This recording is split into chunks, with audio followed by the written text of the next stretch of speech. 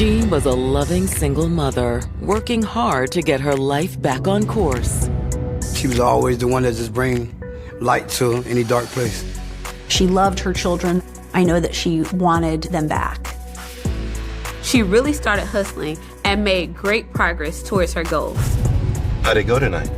Honey, does this answer your question? However, fate had other plans. He sees a woman face down in a pool of blood. He tried to check to see if she was alive, but he did not find a pulse. That type of wound will cause somebody to bleed out immediately and die. The crime scene leaves more questions than answers. Police see what could look like some drug paraphernalia. People said that they were arguing for 3 hours and screaming like crazy. It's stunning that no one reported hearing these gunshots after they went off. But her family won't rest until justice is served. The police grabbed me and tried to restrain me and stuff, and I was fighting with them and stuff. And when her killer is finally revealed, my homeboy had sent me an article, and I was like, holy. it's all hands on deck to apprehend him before he vanishes for good. You can see him just walking across the border into Mexico. There was a chance they'd never find him. I wanted him to rot.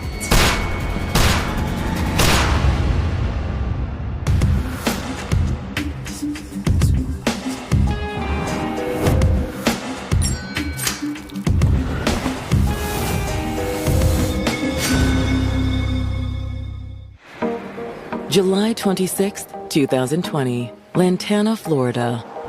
It's early Sunday morning in this coastal community just south of Palm Beach. Lantana's kind of like all the rest of the smaller towns along the East Coast in Palm Beach County. It's a sleepy beach town.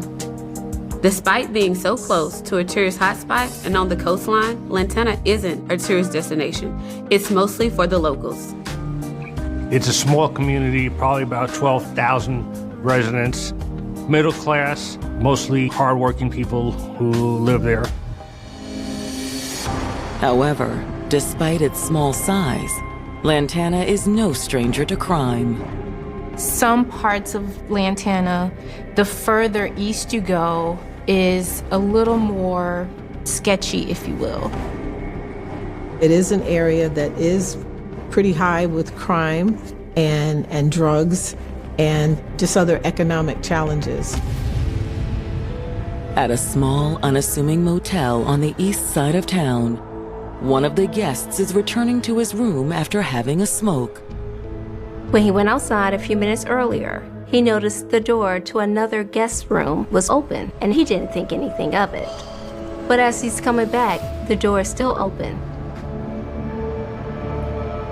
His curiosity got the best of him, and he looked inside.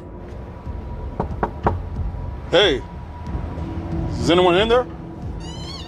At first, he could only sort of see her legs that were sort of protruding from the edge of the bed because her body was being blocked by the bed. Miss! He walks in a little bit further in the room. He sees a woman face down in a pool of blood. Miss! Miss! He tried to check to see if she was alive, so he did feel her neck and her arm for a pulse. He did not find a pulse. He immediately dials 911. Yeah, I think I just found a dead body. Within minutes, Lantana investigators are on the scene.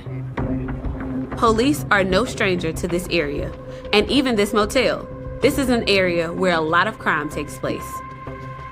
They found the young woman laying on the floor, face down. Her hands were found above her head. And usually when someone is in that position, it would appear that they're trying to protect themselves from something happening. So it could tell the story that this young lady probably knew what was going to happen to her. It looks like we're dealing with a gunshot wound.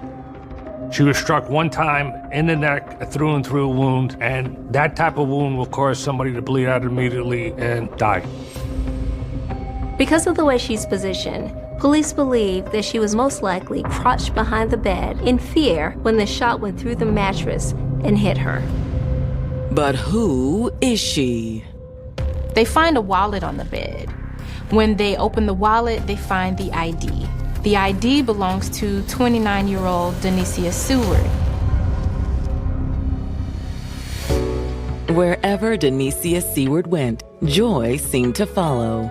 She had a personality out of this world. My sister loved gymnastics, and she loves to dance. If any time somebody in the room was mad or whatever, she would know how to just make the whole energy change. That happy-go-lucky person, always the one that just bring light to any dark place. As one of 5 siblings, Denicia always cherished being surrounded by the people who loved her. I've got a big family, but we always was together until we got grown. We always had each other's back. But there was no one Denicia cherished more than her 4 kids. Denicia loved her children. She was the best mom. She was really loving and caring about me. She was a very good person. She was funny. However, being a single mom came with its fair share of challenges, and Denicia soon found herself struggling to keep up. She started struggling with drug addiction. She became overwhelmed by the financial responsibilities of raising 4 kids, and she had to make the difficult decision to let them live with their fathers while she got her finances in order. She loved her children and she wanted her children. She was really sad that she currently didn't have them, and I know that she wanted them back. Determined to make ends meet, Denicia got a job as an exotic dancer. She was down on her luck at this time, and she was living in a motel. She was trying to better her life and get back on her feet. She was like, I gotta provide my family, and that's what she did. That's what she did. So, I respect it. Denicia also had a supportive boyfriend named Jason Miller that was with her every step of the way. How'd it go tonight? Honey, does this answer your question? They met at the club. He's like a kind of dude that he deals with girls like that, but he fell in like it to my sister. You are good at what you do, that's for sure. Thank you. Jason was known as a bit of a gentle giant. He's a big guy, but he's a teddy bear. And he treated Denicia and her family with the utmost respect. When they first met, he came to me like, look, man, I'm gonna take care of him. I know what people may say about me. I'm like, bro, just don't put your hands on my sister. I'm like, I don't care what you do. She's small, she's this big. Compared to you, she just don't put your hands on my sister. With Jason by her side, it seemed like only a matter of time before Denicia would turn her life around and get her kids back. She loved them, they were inseparable. But Denicia's dreams for a better future are shattered when she's discovered shot to death inside a seedy motel on Lantana's east side. When the Lantana Police Department began the task of processing the scene, they found evidence throughout the room that there was obviously a party, there was alcohol, there were empty drink containers. They also see what could look like some drug paraphernalia. Detectives can't help but wonder, was Denicia's murder the result of a drug deal gone wrong? 29-year-old Denicia Seward was a single mother of 4 who had recently fallen on hard times. She loved all her kids and would do anything for them. She always came around when I needed her. She was really sad that she currently didn't have them, and she wanted them back. She decided she would do whatever it took to make that happen. So she really started hustling and made great progress towards her goals. And with her boyfriend, Jason Miller, by her side, things were looking up. She loved them, they were inseparable. I can't lie, like that was the most happiest I've ever seen her. But in the early morning hours of July 26th, Denicia has been found brutally murdered in a motel room in Lantana, Florida. So now they have to figure out who did this to her. In the room, detectives see what could look like some drug paraphernalia. Detectives can't help but wonder, was Denicia's murder the result of a drug deal gone wrong? When detectives continue to examine the room, they locate 6 shell casings sprawled across the floor. It's clear the shot that hit Denicia wasn't the only shot fired that night. The shell casings match each other. They were all shot from the same firearm. It was determined that the firearm that was used was a Glock 40, which is a powerful weapon used by the military and most police agencies. It's stunning that no one reported hearing these gunshots after they went off. But unfortunately, the sound of gunshots is pretty typical in this area.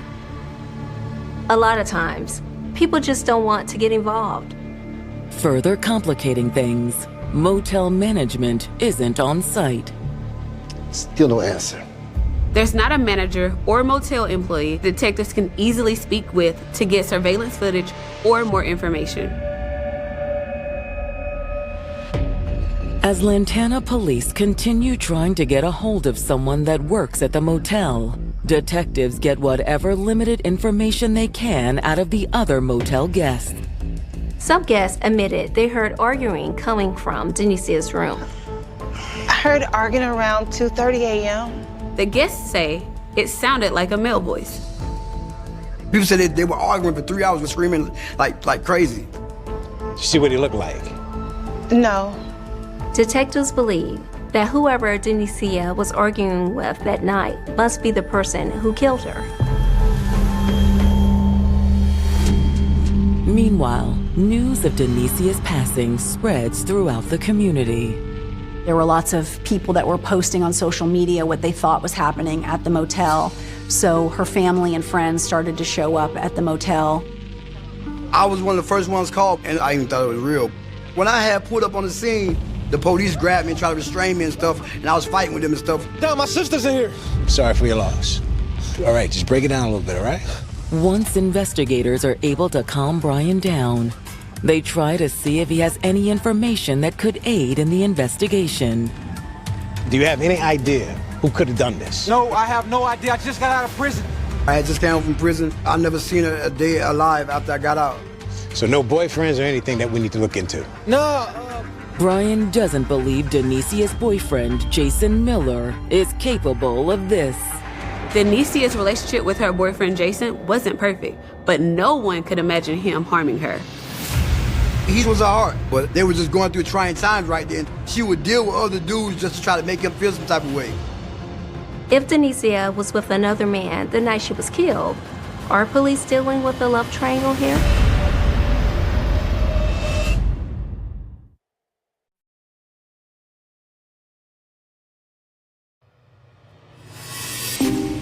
In July of 2020, police in Lantana, Florida are investigating the mysterious shooting death of 29-year-old Denicia Seward, and her family is still reeling from the tragic news. Numb. You're just numb. That's the only way I can explain it. I went numb. Denicia's loved ones have no idea who would do something like this to her. Denicia had been dating a man named Jason Miller at the time of her death, and their relationship had its ups and downs. But Denicia's brother insists Jason would never do anything to harm her. He would never do nothing like this.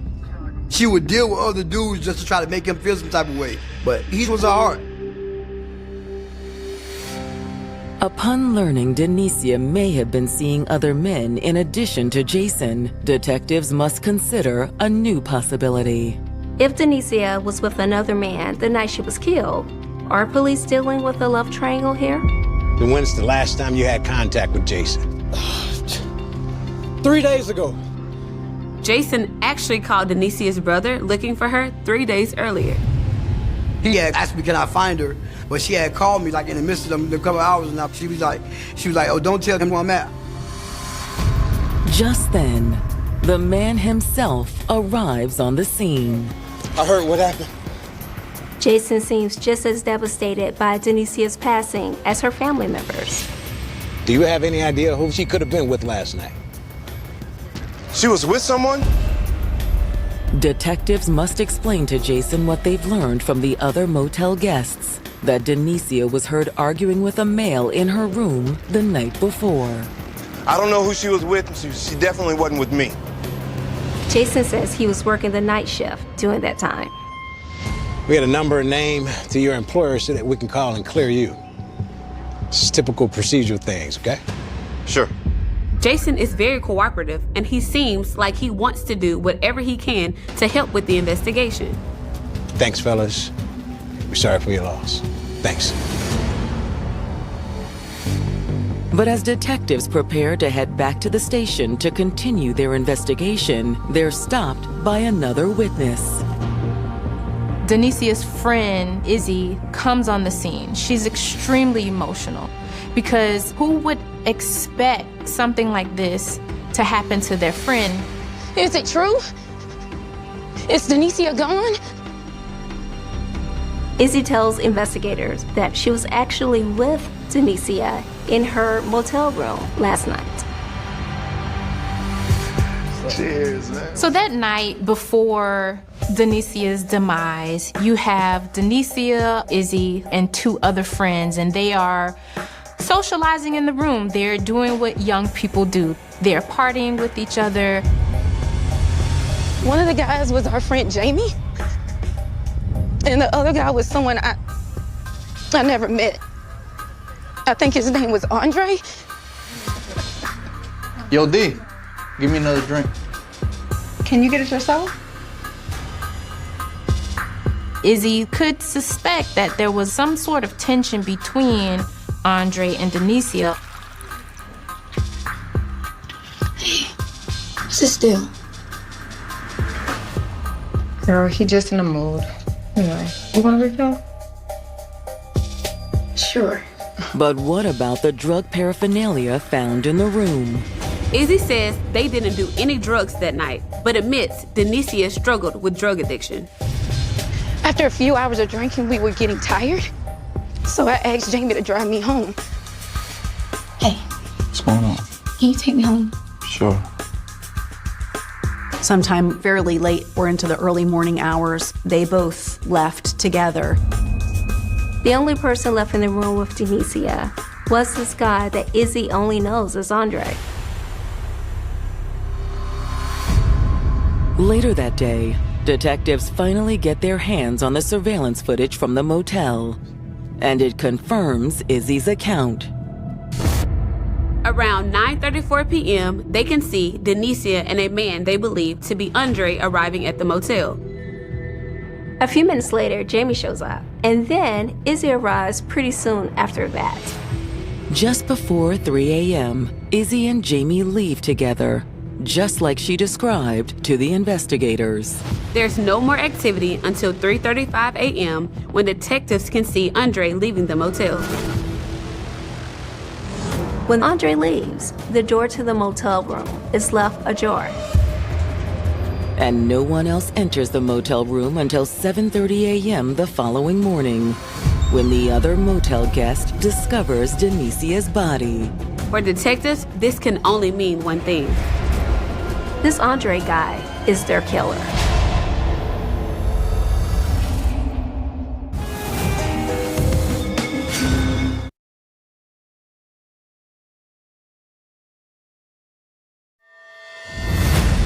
Florida detectives investigating the murder of 29-year-old Denicia Seward have just gotten their first big break in the case after obtaining surveillance video from the motel where she was killed. They can see a man they only know as Andre leave the room shortly before her body was found. He then goes into a dark-colored sedan and drives off. When detectives run the plates on the vehicle, it comes back to 28-year-old Andre Ramirez. At this point, they're certain Andre is their killer.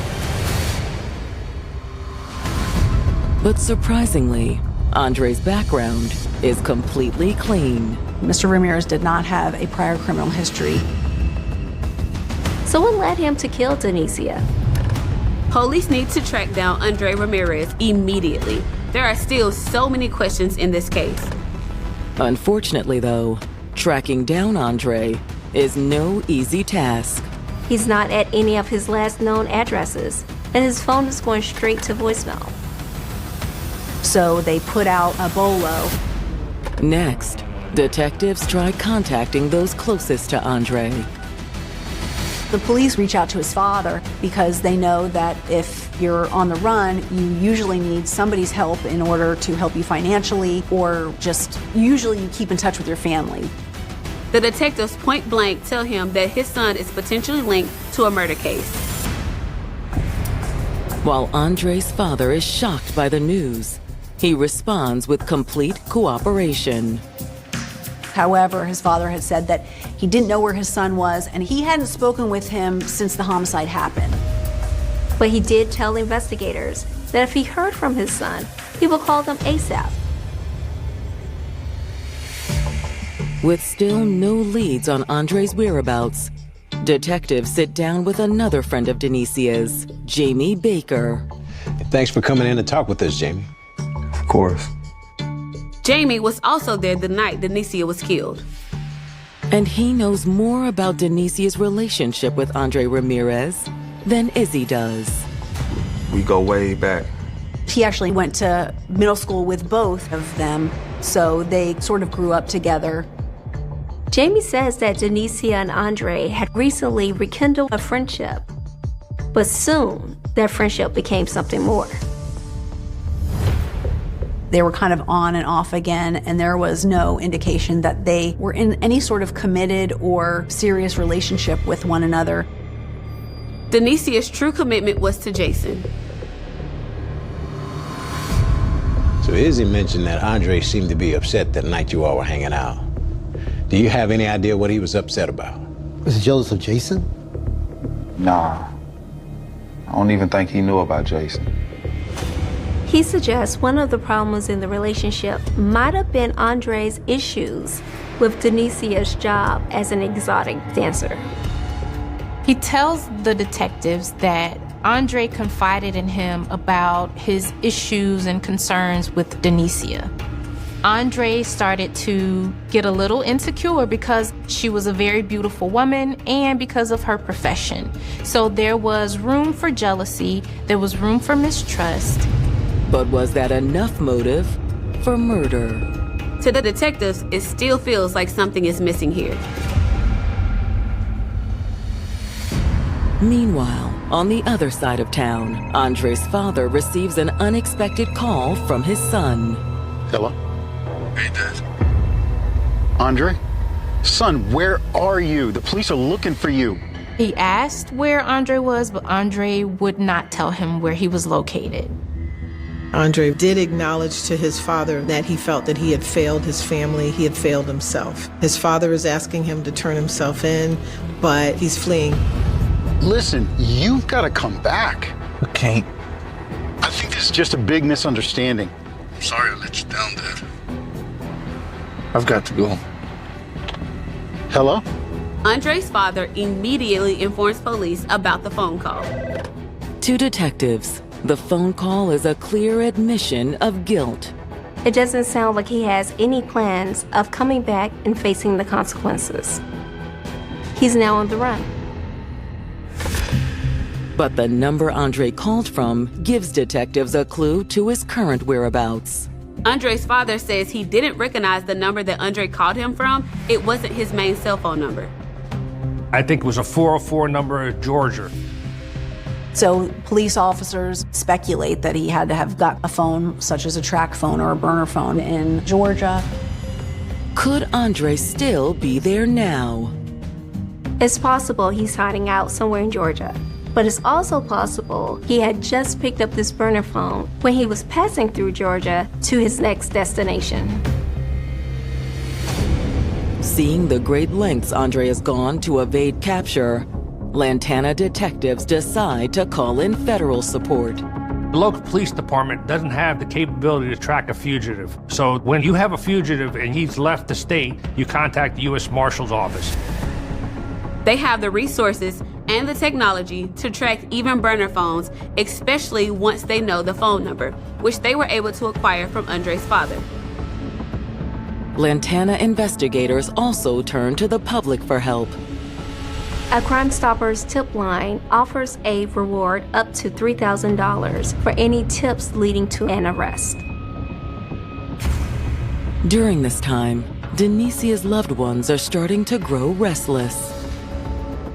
It was frustrating because we wanted justice.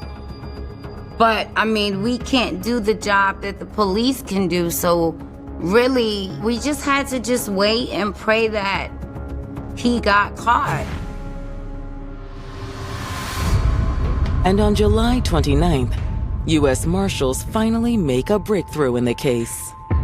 They're able to trace Andre's burner phone from the location where he first purchased it near Georgia through 3 other states: Alabama, Mississippi, and Louisiana. Now, the phone is pinging almost 1,500 miles away in Texas. Investigators are able to continue following Andre through Texas, where he finally stops in the city of Laredo. U.S. Marshals actually notified authorities in Laredo, letting them know that Andre's phone was pinging in the area. But there's one big problem. Laredo is a stone's throw from the border. And surveillance footage confirms investigators' worst fears. You can see Mr. Ramirez basically parking his car and heading in the direction of the border. Andre has fled to Mexico.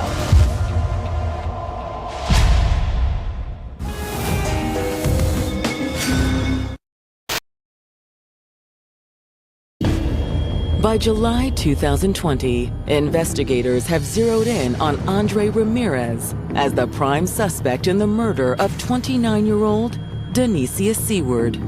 However, he's now on the run. He was last spotted in Laredo, Texas. Authorities in Laredo locate Andre's abandoned car, but there's no sign of their fugitive. They did a processing of that car. In the trunk, he's got a speed loader for a Glock 40 that matched the type of casings that were located and the projectiles located on the scene. But they didn't find the weapon. And surveillance footage confirms investigators' worst fears. You can see Mr. Ramirez basically parking his car and heading in the direction of the border and basically just walking across the border into Mexico. So now it's safe to say that Andre has fled to Mexico. However, U.S. authorities aren't giving up. At this point, all hands are on deck. You have the U.S. Marshals, you have the Mexican police, and then you have the authorities in Laredo. They are working together to make sure that they are able to secure Andre. But several more months pass with no signs of Andre. And Denicia's loved ones start losing hope they'll ever see justice served in her case. Like, this dude, there's no way he should have went on the run that long. Like, come on, like, that's crazy. Like, I don't even understand that. He took my sister. I wanted him to rot. With pressure mounting, Lantana detectives press on and continue building their case. In early August, Lantana police get a call from one of Andre's friends. He believes Andre stole a gun from him, and that was a gun used to kill Denicia. All right, can you walk me through from when the last time you saw it and all the way through? We went out to like shooting. It was on a Friday. He and Andre had gone target shooting 2 weeks or so before the murder. After they were done at the shooting range, Andre asked to borrow his gun for a while. Okay. What kind of gun was it? It was a Glock 40-22. And the gun was never returned. You saw what's going on with him though, right? Yeah, my homeboy had sent me an article and I was like, holy. So after he realized that Miss Seward was killed, that Andre Ramirez was missing, and that he was nowhere to be found, this friend then contacted law enforcement because he was concerned that this gun, if it did show up, it would come back registered to him, and he didn't want to be on the hook for this homicide. But unfortunately, Andre's friend has no idea where he is now. He hadn't spoken to him since that day at the shooting range. However, when detectives get their hands on the cell phone records from Andre's main device, they finally start to get more answers on the motive in this crime. Like Jamie described, Denicia and Andre appear to have had a very on and off relationship. Things really started to become sticky between them, and it kind of escalates into this tense relationship. It didn't help the situation when the couple's romantic relationship evolved into a working relationship. In addition to being an exotic dancer, Denicia started working as an escort with the help of Andre. We're going to be making money like you've never seen before. Detectives found ads outlining Denicia's services on several platforms paid for by Andre. He would also pay for her motel rooms and food while she was escorting. These escorts, I mean, in Florida, they make quite a bit of money. So he was making money off her. What he did is he took a percentage of what she was doing. He'd get a motel room, and she could make up to $500 to $1,000 a night, depending on what the client was paying. But through the text messages, it appears that Denicia eventually became uncomfortable with this setup. In the text messages, detectives are able to see the distress that Denicia was in because she was constantly telling Andre about the things that she did not like in their relationship. How'd it go? Fine. Let me see. She felt that she was being mistreated or maybe even used. It does seem that she had expectations of him to be her protector, that she believed that there was more to the relationship than perhaps him helping profit from her body, which, looks like what happened here. Andre, I don't want to do this anymore. What? Andre still tried to maintain control through saying, different things to kind of appeal to her heartstrings. Baby, let's think about this for a second. Don't you want your kids back? Yeah, but... Baby, we're so close. Just look at this cash. This is what you often see in an abusive relationship. Not all abuse is physical. And this sounded like this was more so about dominance and control. Got another guy coming the next few hours.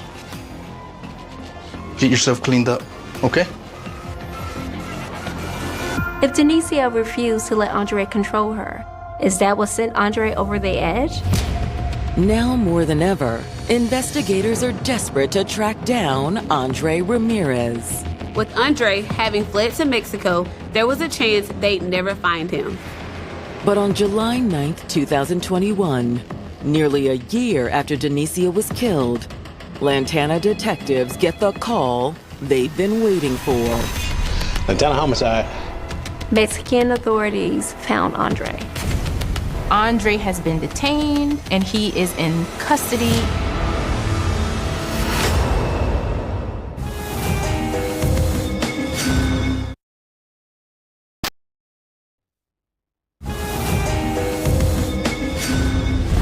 "29-year-old Andre Ramirez, wanted for the murder of Denicia Seward, crossed the Mexican border in a bid to evade capture.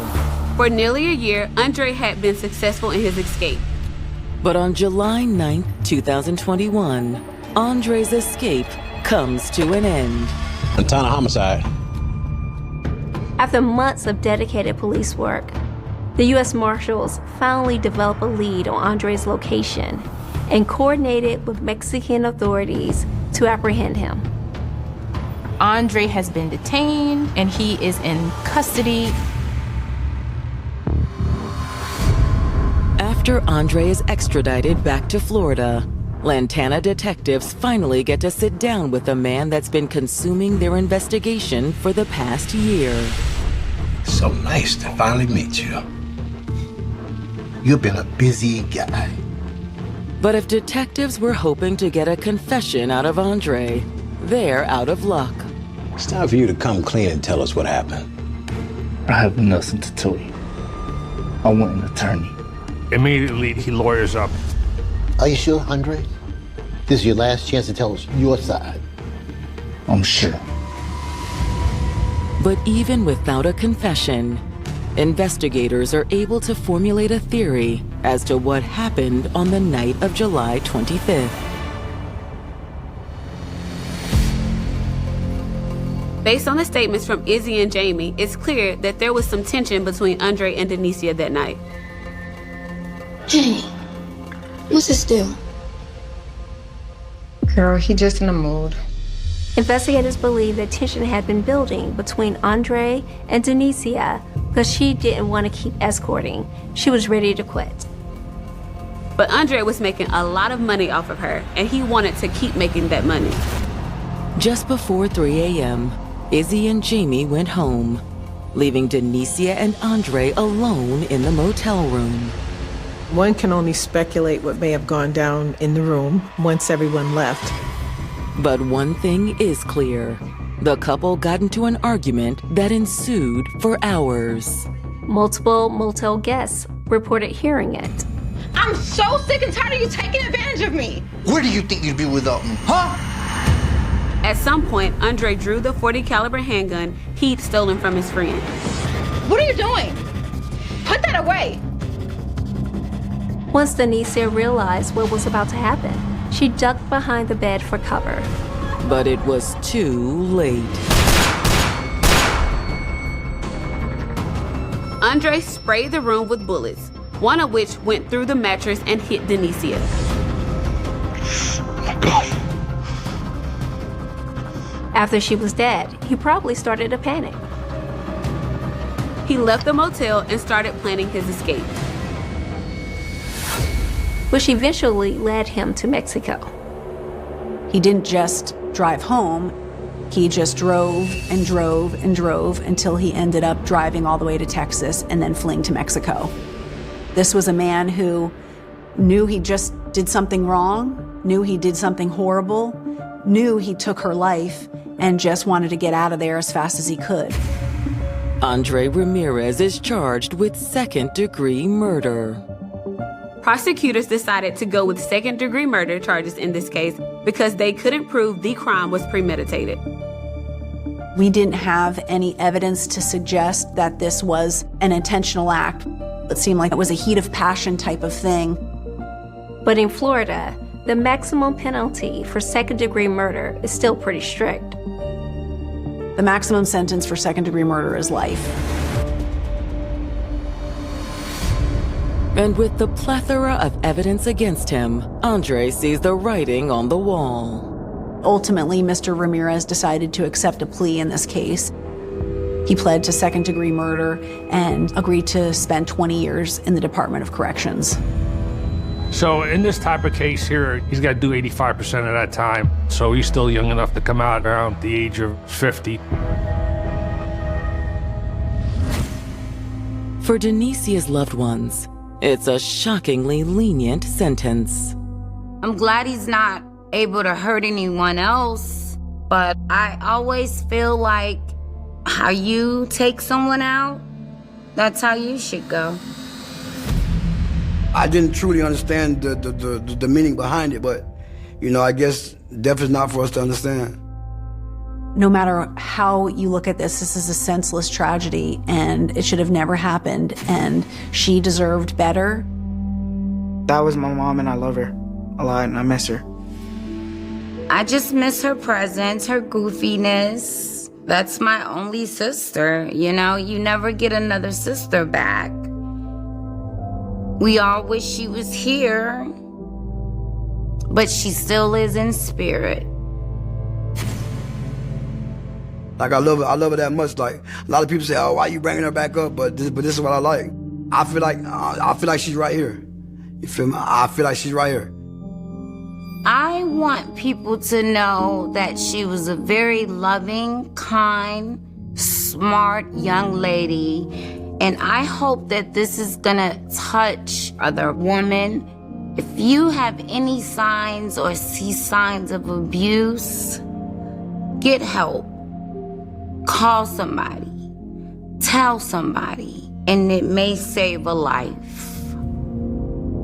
And that's what I hope that we can get by doing this for Denicia Seward. California in the mid-1970s was a place of remarkable growth. New housing developments stretched across Sacramento and the surrounding suburbs. Young families moved into quiet neighborhoods believing they had found safety, stability, and the promise of a better future. Streets were lined with modest homes, children rode bicycles until sunset, and neighbors rarely locked every door before going to bed. Violent crime existed, but few residents imagined that an offender would repeatedly enter occupied homes at night, attack strangers, and disappear without leaving investigators a name. In June 1976, law enforcement in Sacramento County began investigating a series of nighttime residential burglaries that initially appeared unrelated. The offender entered homes while occupants slept, stealing small personal items rather than objects of significant monetary value. Detectives observed that the burglar often demonstrated familiarity with the neighborhoods and appeared comfortable moving through residential areas after dark. Although the crimes were concerning, they did not initially suggest the pattern of violence that would soon emerge. Only weeks later, the nature of the investigation changed dramatically. Reports of sexual assaults committed by an unknown intruder began reaching investigators. The offender typically entered homes during the night after selecting residences in suburban neighborhoods. In several documented attacks, he surprised victims while they slept, threatened them with a weapon, and exercised prolonged control over the scene before escaping. Detectives recognized similarities among the offenses and concluded that a single individual was likely responsible. The unknown offender demonstrated planning and caution. He frequently approached homes under cover of darkness, selected points of entry that reduced the likelihood of detection, and appeared familiar with neighborhood layouts. Investigators believed he often studied areas before committing offenses, although determining precisely how he selected victims proved difficult. The attacks created widespread fear throughout Sacramento County because they occurred in ordinary neighborhoods where residents had previously felt secure. Law enforcement agencies responded by forming specialized investigative teams. Detectives collected physical evidence from each crime scene, photographed entry points, documented the condition of the residences, and interviewed victims in an effort to identify recurring patterns. Although forensic science in the mid-1970s lacked the DNA technologies available today, investigators carefully preserved fingerprints, show impressions, trace evidence, and biological material whenever possible. The offender's behavior presented unusual investigative challenges. He varied his routes of approach and escape, struck across multiple jurisdictions, and often committed offenses during hours when witnesses were unlikely to be present. Patrol operations increased throughout affected communities, and officers responded rapidly to reports of suspicious activity, yet the offender consistently avoided capture. As additional attacks occurred, investigators began comparing case files more systematically. Similar methods of entry, offender behavior, and victim accounts suggested a continuing series rather than isolated incidents. Detectives shared information across agencies in an effort to determine whether crimes occurring in neighboring jurisdictions might be connected. Public concern grew rapidly. Newspapers reported on the attacks while encouraging residents to remain alert. Community meetings were organized so that law enforcement officials could provide crime prevention information and answer questions from anxious residents. Families installed stronger locks, exterior lighting, and neighborhood watch programs became more common. Despite these precautions, uncertainty persisted because investigators could not predict where the offender would strike next. Victims provided investigators with valuable descriptions of the offender's conduct during the attacks, but identifying an unknown individual from these accounts alone proved extremely difficult. Investigators developed numerous leads, interviewed persons of interest, and examined individuals whose criminal histories or circumstances warranted further inquiry. Many tips appeared promising initially, but were eliminated through continued investigation. The offender became known by the name East Area Rapist, a title reflecting the geographic concentration of many early attacks in the eastern Sacramento area. As the investigation expanded, however, detectives remained cautious about drawing conclusions regarding the offender's identity, occupation, or motives without supporting evidence. Crime laboratories examined every available item recovered from the scenes. Although forensic capabilities were limited compared with modern standards, investigators understood that preserving evidence was essential. Biological evidence in particular was retained whenever possible because emerging scientific techniques suggested that future laboratory developments might eventually provide additional investigative opportunities. The investigation also highlighted the importance of cooperation between agencies. Because crimes occurred across jurisdictional boundaries, detectives increasingly recognized that information sharing would be critical. Meetings were held to compare evidence, discuss offender behavior, and coordinate investigative strategies. These collaborative efforts represented an important step in understanding the broader pattern of offenses. Despite extensive investigative activity, the offender continued to evade law enforcement. Patrol saturation, public awareness campaigns, neighborhood vigilance, and repeated investigative reviews failed to produce an arrest. The unknown assailant appeared capable of adapting his methods while maintaining a pattern that suggested deliberate planning. Looking back, investigators have emphasized that many of the procedures implemented during these early years, including meticulous evidence collection, comprehensive documentation, and long-term evidence preservation, proved invaluable decades later. Although the technology necessary to identify the offender did not yet exist, the careful work performed during the original investigations ensured that critical evidence would remain available for future scientific examination. The opening phase of what would later become known as the Golden State Killer investigation established the central challenge that would define the case for decades. Law enforcement knew a dangerous serial offender was operating across California. They documented recurring patterns, collected physical evidence, and devoted substantial resources to identifying him. Yet, despite these efforts, the offender remained unidentified, leaving investigators with an expanding series of linked crimes and a growing determination to understand who was responsible.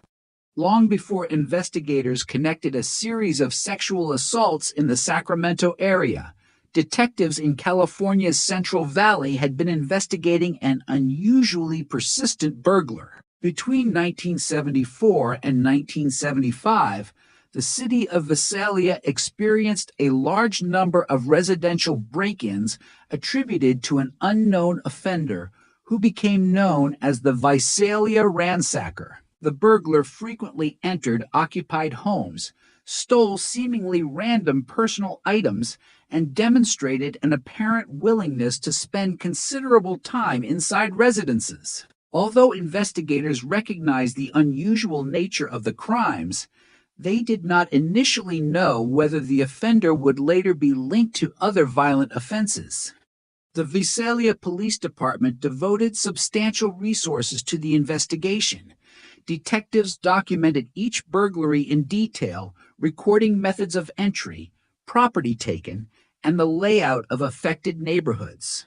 Crime scene technicians photographed evidence, collected fingerprints where possible, and searched for trace evidence that might identify the offender. At the time, forensic DNA analysis was not available as an investigative tool, making traditional detective work the primary method for pursuing leads.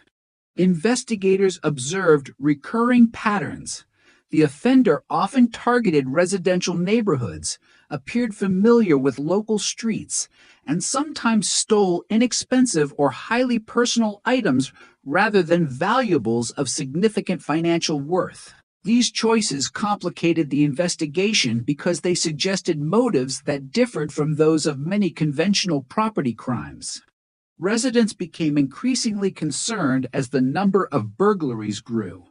Community meetings were held to discuss crime prevention, and law enforcement encouraged homeowners to report suspicious activity immediately. Patrols were increased in affected areas, while officers attempted to identify patterns in the offender's movements. During the investigation, officers received numerous tips from members of the public. Witnesses reported unfamiliar vehicles, suspicious individuals, and unusual nighttime activity. Detectives carefully evaluated these reports, comparing them with known timelines and crime locations. Many leads proved unrelated, but each was documented as part of the expanding investigation. The investigation intensified after confrontations occurred between the suspected offender and responding officers.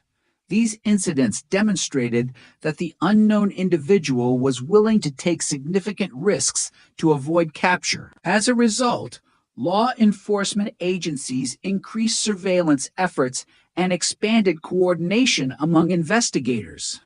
Years later, investigators reviewing historical evidence considered whether the Visalia burglaries might be connected to the later East Area rapist offenses and, ultimately, to the crimes attributed to the Golden State Killer. This assessment drew upon multiple factors, including similarities in offender behavior, geographic movement, and subsequent forensic evidence. Modern investigative findings have led law enforcement to conclude that the Visalia ransacker crimes are attributable to Joseph James DiAngelo, although those connections were not understood during the original investigations. The Visalia investigation illustrates the challenges faced by detectives before the widespread use of modern forensic science. Investigators relied on witness interviews, physical evidence, patrol activity, and careful comparison of crime reports. Although these methods established important investigative foundations, they were insufficient to identify the offender at the time.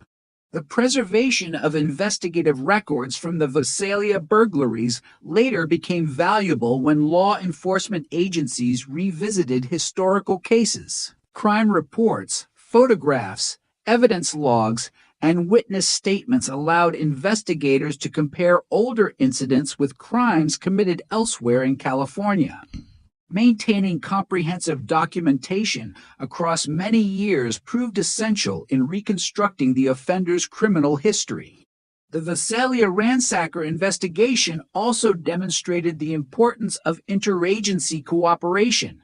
At the time the burglaries occurred, local investigators had no definitive reason to believe they were examining the early crimes of an offender who would later become associated with a statewide series of violent offenses. Only after decades of additional investigation, improved forensic science, and broader information sharing did those historical connections become clearer. Today, the Visalia burglaries are widely regarded by investigators and criminal justice researchers as a significant early chapter in the broader Golden State Killer investigation. They underscore how seemingly isolated property crimes can later assume greater investigative significance when viewed alongside evidence developed through subsequent investigations. The case remains an important example of the value of preserving evidence, maintaining detailed investigative records, and periodically reassessing historical cases as forensic technology evolves. Those principles, established during investigations in the mid-1970s, ultimately contributed to a much broader understanding of one of California's most significant serial crime investigations. By late 1976, investigators in Sacramento County recognized they were no longer dealing with isolated crimes. The pattern had become unmistakable. Multiple nighttime home invasions shared consistent characteristics, and detectives concluded that a single offender was likely responsible. As additional attacks occurred, the investigation expanded from a local inquiry into one of California's largest serial crime investigations. The offender's method of operation displayed a high degree of consistency while also adapting over time. He typically entered occupied homes during nighttime hours after selecting residential neighborhoods. Investigators believed he often spent time observing areas before committing offenses, although establishing the extent of this surveillance proved difficult. Victims consistently described an offender who appeared organized, prepared, and determined to maintain control over the situation. Sacramento County Sheriff's Office investigators established specialized teams to coordinate the growing number of reports. Detectives compared crime scene documentation, interviewed victims, reviewed patrol activity, and examined physical evidence recovered from each location. Because the crimes shared common characteristics, investigators centralized information to identify recurring patterns that individual case files might not reveal. Victim interviews became one of the most important components of the investigation. Detectives documented detailed accounts regarding the offender's actions, methods of entry, statements made during the crimes, and the sequence of events. These interviews were conducted with considerable care, recognizing both the traumatic nature of the offenses and the importance of preserving accurate investigative information. Crime scene investigators collected every available form of physical evidence. Fingerprints, show impressions, tool marks, fibers, hairs, and biological evidence were documented whenever present. Although forensic DNA profiling would not become available for criminal investigations until years later, investigators preserved biological material according to accepted evidence handling procedures whenever possible. As additional jurisdictions reported similar offenses, cooperation among law enforcement agencies became increasingly important. Detectives exchanged investigative reports, maps, suspect information, and forensic findings. These collaborative efforts helped establish that the offender's activities extended beyond a single neighborhood and required a coordinated regional response. Public concern continued to increase. Residents installed improved locks, exterior lighting, alarm systems, and neighborhood watch programs. Law enforcement agencies distributed crime prevention information, encouraging residents to report suspicious activity promptly and to remain alert during nighttime hours. Community meetings provided opportunities for investigators to explain what could safely be shared without compromising the investigation. Despite extensive publicity, identifying the offender remained difficult. Investigators received thousands of tips from members of the public. Every lead required evaluation, ranging from reports of suspicious vehicles to information regarding individuals whose behavior appeared unusual. Detectives compared these reports against known timelines and available evidence, eliminating many possibilities through interviews and corroboration. The investigation also relied upon behavioral analysis. Detectives examined recurring aspects of the offender's conduct to better understand how he selected neighborhoods, approached residences, and avoided detection. While behavioral observations helped guide investigative strategies, they were treated as analytical tools rather than evidence identifying any particular individual. As the number of linked crimes increased, investigators devoted substantial resources to surveillance operations. Officers conducted nighttime patrols in affected neighborhoods, responded rapidly to reports of suspicious activity, and attempted to identify patterns that might predict future offenses. Although these operations occasionally generated promising investigative leads, the offender consistently avoided apprehension. Forensic laboratories continued examining evidence recovered from multiple crime scenes. Advances in serological testing allowed scientists to compare certain biological characteristics, but the technology available during the 1970s could not identify an unknown individual with the precision that DNA profiling would later provide. Nevertheless, investigators preserved evidence carefully, recognizing its potential future value. The expanding investigation also highlighted the importance of comprehensive record management. Detectives created detailed case files documenting each offense, including crime scene photographs, witness statements, forensic reports, maps, and investigative summaries. These records would later become essential when investigators revisited the case using modern forensic methods. As months passed, the offender's attacks continued despite intensive investigative efforts. The inability to identify or arrest the individual created increasing frustration among investigators and heightened concern within affected communities. Law enforcement agencies remained committed to pursuing every credible lead while continuing to preserve evidence for future examination. Looking back, this phase of the investigation illustrates the strengths and limitations of homicide and major crime investigations before the widespread use of forensic DNA analysis. Detectives employed extensive traditional investigative methods, coordinated across jurisdictions, and documented evidence meticulously. Although these efforts did not immediately identify the offender, they established the investigative foundation that later generations of detectives and forensic scientists would rely upon when advances in DNA technology transformed the case decades later. As investigators worked to identify the offender responsible for the East Area Rapist attacks, another troubling development emerged. Beginning in the late 1970s, a series of homicides in Southern California displayed similarities that would later draw the attention of detectives reviewing unsolved violent crimes across multiple jurisdictions. At the time, however, these investigations were handled independently by local law enforcement agencies, and no definitive statewide connection had yet been established. The murders occurred in different communities and were investigated by separate police departments and sheriff's offices.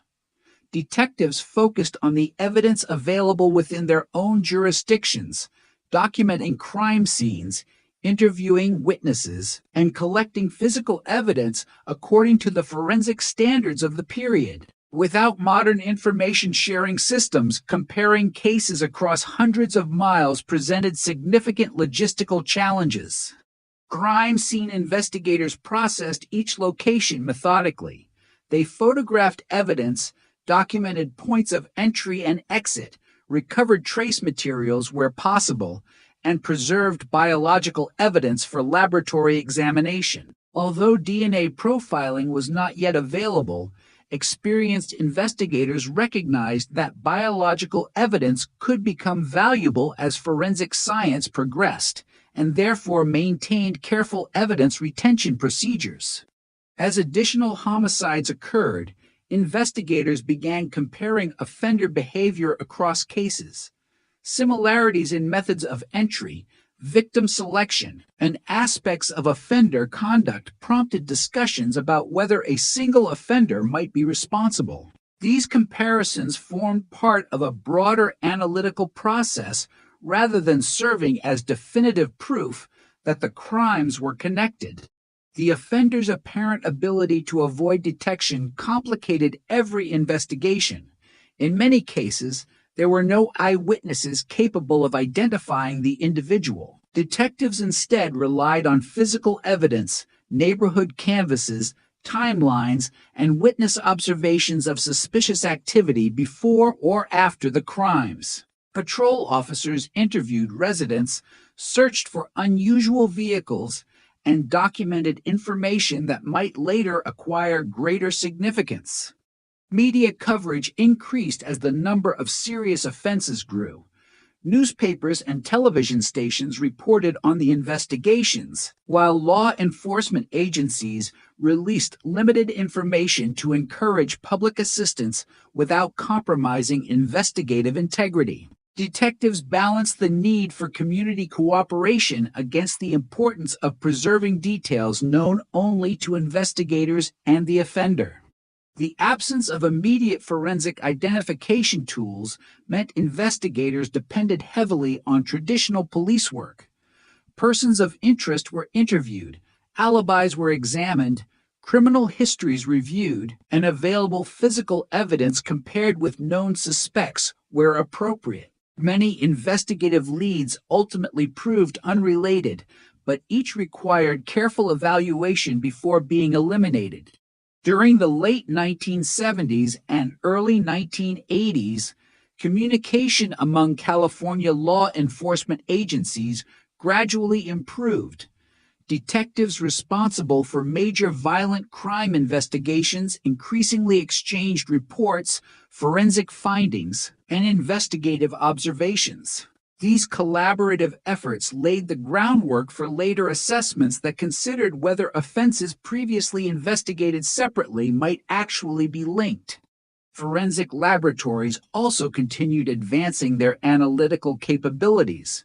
While DNA identification remained unavailable, improvements in evidence examination, photography, microscopy, and laboratory documentation strengthened the quality of preserved investigative material. Agencies increasingly recognized that properly maintained evidence could remain valuable even if current technology could not fully exploit it.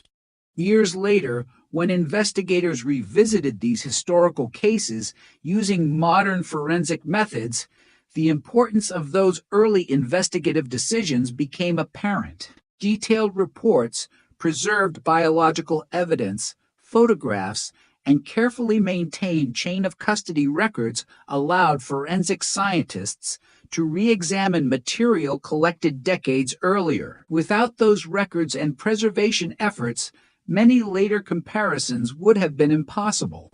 The eventual understanding that multiple crime series were connected did not arise from a single discovery. Rather, it developed through years of investigative review, interagency cooperation, forensic analysis, and the gradual accumulation of evidence. This process illustrates how complex serial investigations often evolve over time, particularly when crimes occur across multiple jurisdictions.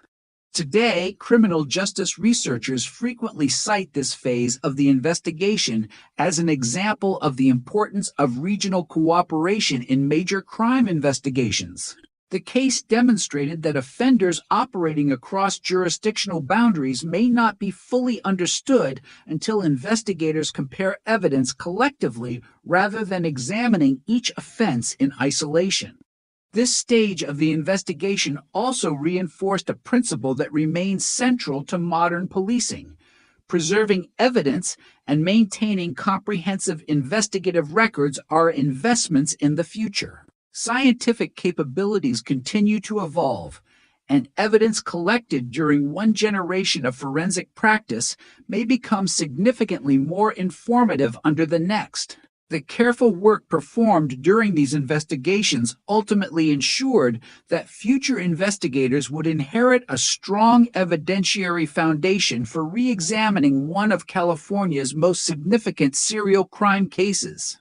For several years, investigators across California worked on violent crime investigations that, at first, appeared to have no direct relationship. Different law enforcement agencies were responsible for crimes committed in separate jurisdictions, each focusing on evidence collected within its own geographic area. As a result, detectives initially pursued their investigations independently, relying on local witnesses, physical evidence, and investigative leads.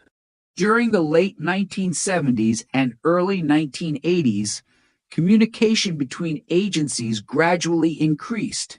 Detectives began comparing reports describing offender behavior, methods of entry, crime scene characteristics, and victim accounts. Although similarities alone could not establish that the same individual had committed multiple offenses, the comparisons encouraged investigators to examine whether certain cases might be linked. One important factor was the preservation of physical evidence. Crime scene investigators had retained biological samples, photographs, reports, and other forensic material from numerous investigations. Although forensic DNA profiling was not yet available when many of the crimes occurred, proper evidence handling ensured that these materials remained available for future examination.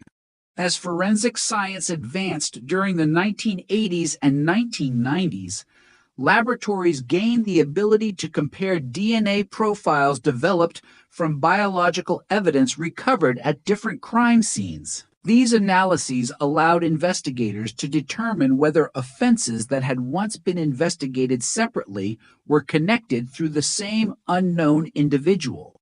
The DNA comparisons established that multiple crimes committed in different regions of California were linked to a single offender.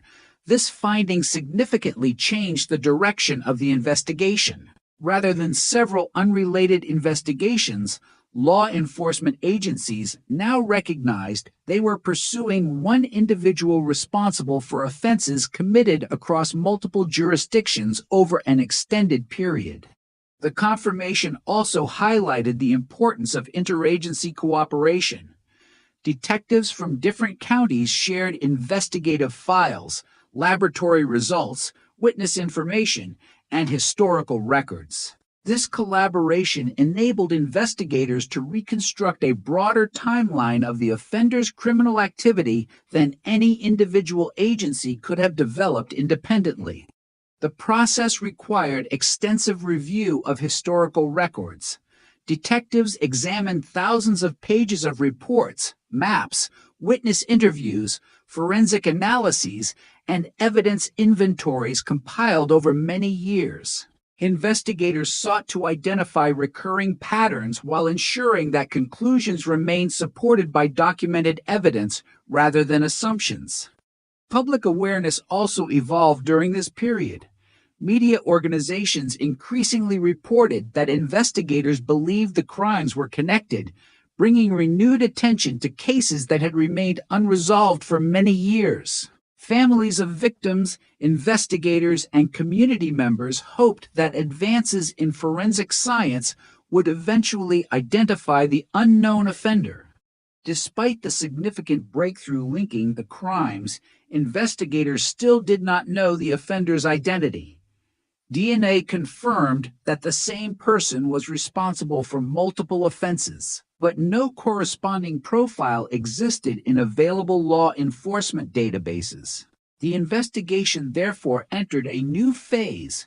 Investigators knew they were searching for one individual, yet they still lacked a name. The absence of a database match illustrated an important limitation of forensic investigations during that period. DNA evidence can identify an individual only if an appropriate comparison sample exists. Without such a sample, investigators may know that crimes are connected while remaining unable to identify the offender directly.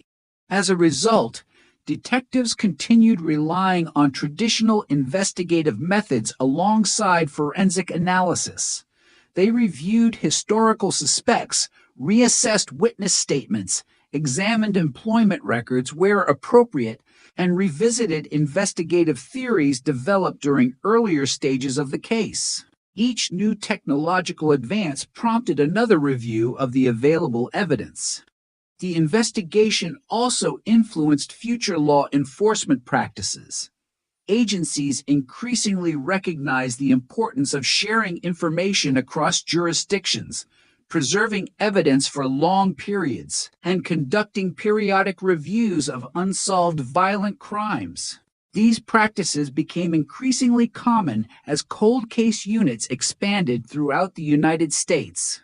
Looking back, the effort to connect the California cases demonstrated that solving long-term investigations often depends on combining traditional detective work with evolving forensic science. The identification of a common offender did not result from a single discovery. Instead, it emerged through decades of careful evidence preservation, scientific advancement, and cooperation among numerous investigators and forensic specialists.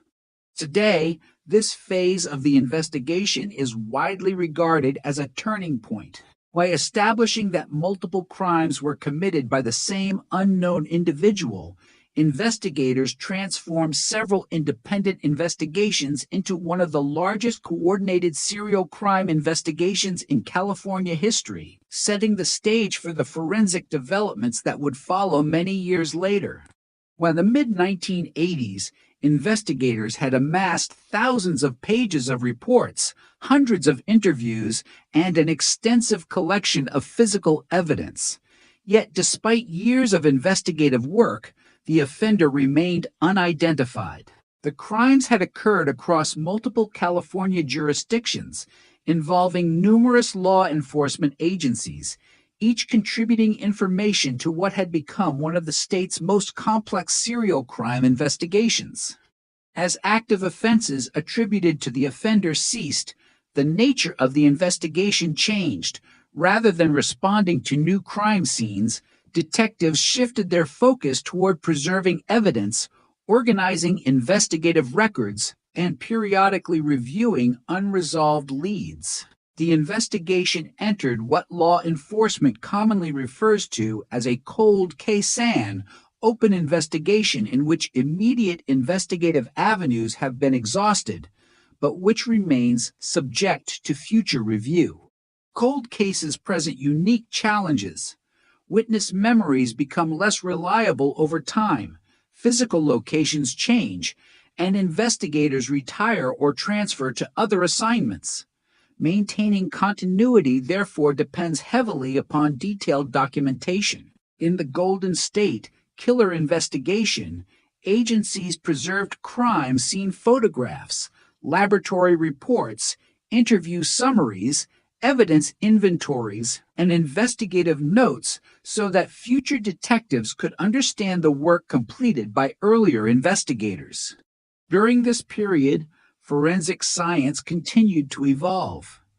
In the late 1980s and throughout the 1990s, DNA profiling became an increasingly important investigative tool. Laboratories revisited biological evidence preserved from older cases, developing genetic profiles that had not been possible when many of the crimes originally occurred.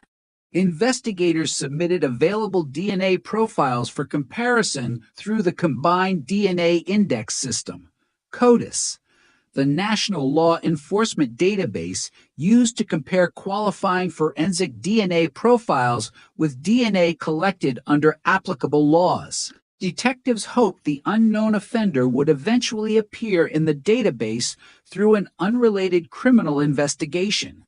Year after year, however, no qualifying match was identified. Although disappointing, the absence of a database match did not diminish the significance of the forensic evidence. Investigators recognized that the offender's DNA might simply not exist within CODIS. A person without a qualifying conviction or legally collected DNA sample would not appear in the system, regardless of the strength of the crime scene evidence. The investigation therefore continued through periodic review rather than continuous field activity. Detectives reassessed historical suspects, examined newly received tips, and compared the case with advances in forensic methodology. Each technological improvement prompted another evaluation of whether preserved evidence could provide additional information. Interagency cooperation became increasingly important during these reviews. Agencies responsible for crimes committed decades earlier continued sharing records, laboratory findings, and investigative analyses. Advances in digital record management also improved investigators' ability to search historical files, compare case information, and identify previously overlooked connections. Public interest in the case never disappeared entirely. Books, newspaper articles, television documentaries, and academic discussions periodically renewed attention to the investigation. These publications generated additional public tips, although none immediately identified the offender. Nevertheless, investigators evaluated credible information whenever it was received. One enduring strength of the investigation was the quality of the original evidence preservation. Crime scene investigators in the 1970s had carefully collected biological evidence despite having no access to the sophisticated DNA technologies that would later become available. Their adherence to established forensic procedures ensured that the evidence remained suitable for increasingly advanced laboratory analysis. By the early 21st century, cold case units throughout the United States were achieving success through improved forensic science. Historical homicide investigations that had remained unsolved for decades were being reopened as laboratories developed more sensitive DNA testing methods. These successes encouraged investigators responsible for the Golden State Killer investigation to continue preserving evidence and monitoring scientific developments. The case also became an example frequently discussed within law enforcement training. Detectives emphasized the importance of meticulous crime scene documentation, long-term evidence preservation, and comprehensive investigative records. Although these practices had not yet identified the offender, they ensured that future investigators would inherit a strong evidentiary foundation. As years passed without a direct DNA database match, investigators increasingly recognized that identifying the unknown offender might require methods beyond conventional forensic comparisons. Scientific advances were continuing at a rapid pace, and researchers were developing new approaches capable of generating investigative leads even when no direct database match existed. Those emerging techniques had not yet become standard investigative practice, but they represented a significant shift in forensic science. Instead of asking whether the offender's DNA already existed in a criminal database, investigators began considering whether genetic relationships themselves could become investigative clues. This possibility marked the beginning of a new chapter in the history of cold case investigations. After decades of careful evidence preservation, patient investigative review, and continual scientific progress, the foundation had been laid for a method that would ultimately transform not only the For decades, investigators possessed one critical piece of evidence that consistently pointed toward the unknown offender: a forensic DNA profile developed from biological evidence collected during the original investigations. Although the profile established that many of the crimes were committed by the same individual, traditional law enforcement databases did not identify the source. By the 2010s, investigators began exploring a new forensic methodology that had recently shown promise in several historical investigations: investigative genetic genealogy. Unlike conventional forensic DNA database searches, investigative genetic genealogy does not seek a direct match with a convicted offender. Instead, forensic specialists compare crime scene DNA with profiles voluntarily submitted by individuals to genealogy databases that permit law enforcement use under specific policies and legal conditions. The purpose is to identify biological relatives of the unknown individual and use genealogical research to generate investigative leads. Before investigators could pursue this approach, forensic scientists first evaluated the biological evidence preserved from the original crime scenes. The evidence had to be of sufficient quality to generate the type of genetic profile required for genealogical comparison. Because investigators in the 1970s had carefully collected and preserved biological material, laboratories were able to produce the necessary genetic data despite the passage of many decades.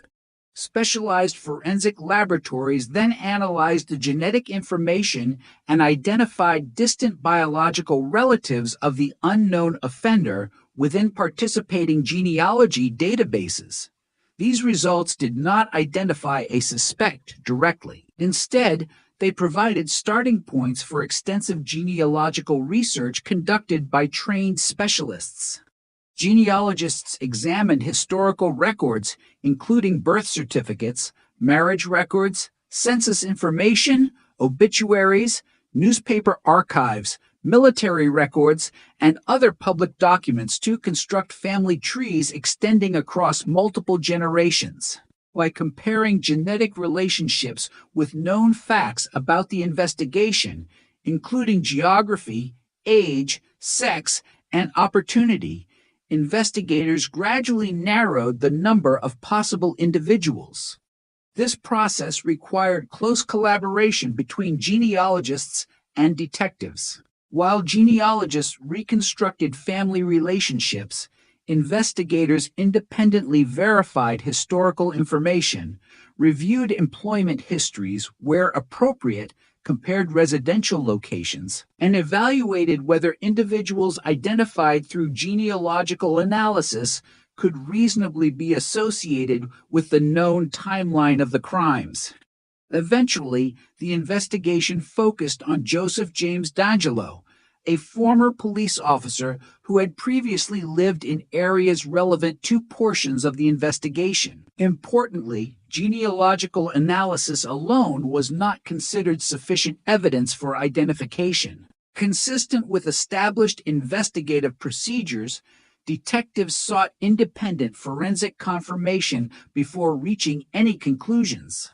Investigators conducted surveillance to obtain a legally collectible discarded DNA sample associated with D'Angelo.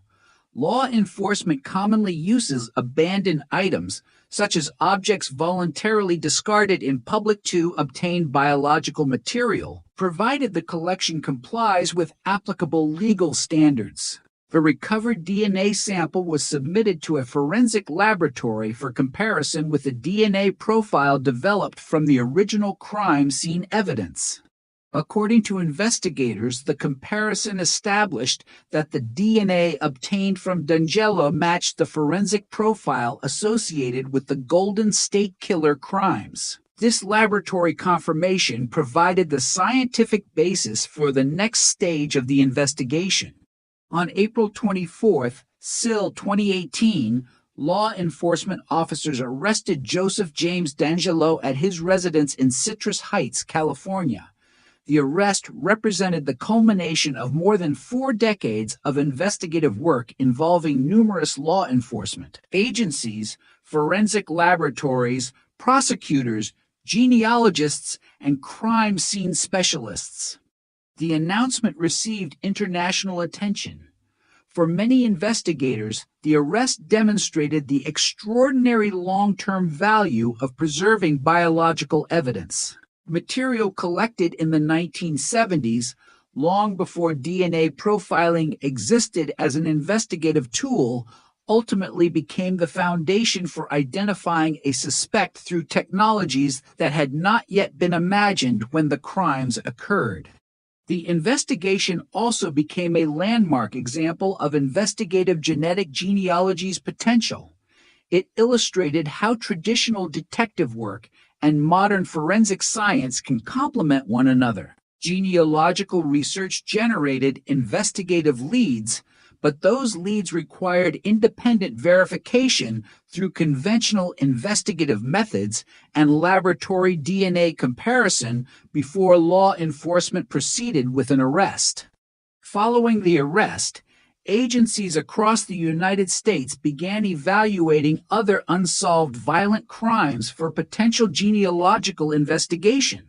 While investigative genetic genealogy remains subject to legal, ethical, and policy considerations, the Golden State Killer investigation demonstrated that preserved forensic evidence could be re-examined using entirely new scientific methodologies. Many years after a crime occurred, the case fundamentally changed the landscape of cold case investigations. It reinforced several enduring principles: preserve biological evidence whenever possible, maintain comprehensive investigative documentation, periodically review unresolved cases as technology evolves, and integrate new scientific methods with established investigative practices.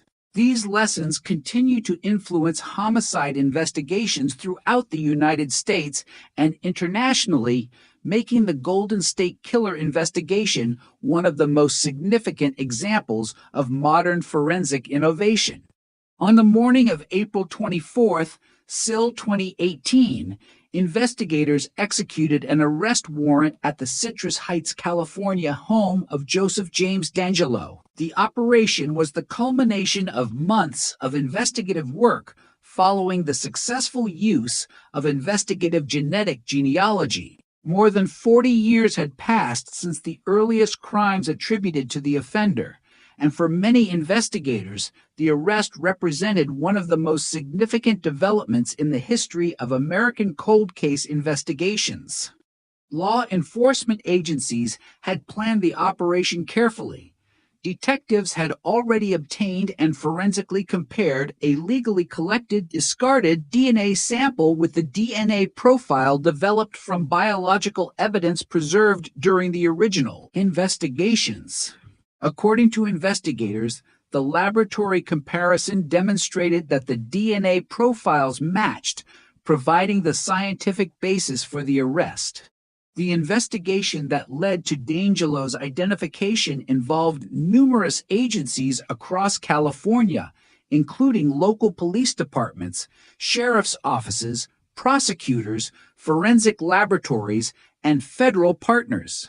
Because the crimes had occurred in multiple jurisdictions over many years, coordination among agencies was essential throughout both the historical investigation and the modern review. Following the arrest, prosecutors filed charges reflecting crimes committed in several California counties. The charging process required careful examination of historical case files, preserved evidence, investigative reports, witness statements, and applicable statutes. Each jurisdiction reviewed its own cases while coordinating with other prosecuting authorities to ensure consistency and accuracy. The DNA evidence remained central to the investigation, but it was not considered in isolation. Detectives also reviewed historical records documenting DeAngelo's residences, employment history, and other information relevant to the timeline of the offenses. As with any major criminal investigation, prosecutors sought to assemble evidence capable of supporting the charges through multiple sources where possible. Public reaction to the arrest was immediate. For decades, the unknown offender had been known by several names, including the East Area Rapist and the original Night Stalker, before investigators concluded that these crimes had been committed by the same individual. The identification of a suspect therefore resolved one of the longest-running questions in California criminal investigations. The case also brought renewed attention to the victims and their families. Many had waited decades without knowing whether the offender would ever be identified. Although the passage of time could not erase the impact of the crimes, the arrest represented a significant investigative milestone after years of uncertainty. Investigative genetic genealogy likewise became the focus of national discussion. Criminal justice professionals viewed the investigation as a demonstration of how advances in forensic science could assist long-standing investigations when biological evidence had been properly preserved. At the same time, legal scholars and policymakers examined the appropriate use of genealogy databases, emphasizing the importance of privacy protections, judicial oversight where required, and adherence to applicable laws and agency policies. The investigation also reinforced the importance of evidence preservation. Biological material collected during crime scene examinations in the 1970s had remained suitable for sophisticated DNA analysis decades later because investigators had documented, packaged, and stored the evidence according to accepted forensic procedures. Without those early preservation efforts, later scientific analysis would likely have been impossible. For law enforcement agencies, the case became an influential example of the value of periodically reviewing unsolved violent crimes. Rather than assuming that historical investigations had reached permanent dead ends, many agencies expanded cold case programs designed to reassess preserved evidence using newly available forensic technologies.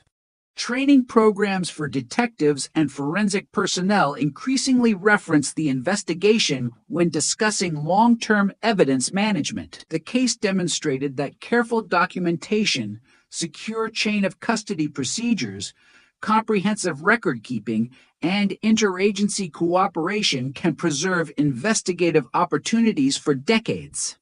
The arrest also illustrated that modern forensic investigations depend upon both scientific innovation and traditional detective work. Genealogical analysis generated investigative leads, but detectives still conducted surveillance, historical research, records analysis, and laboratory confirmation before making an arrest.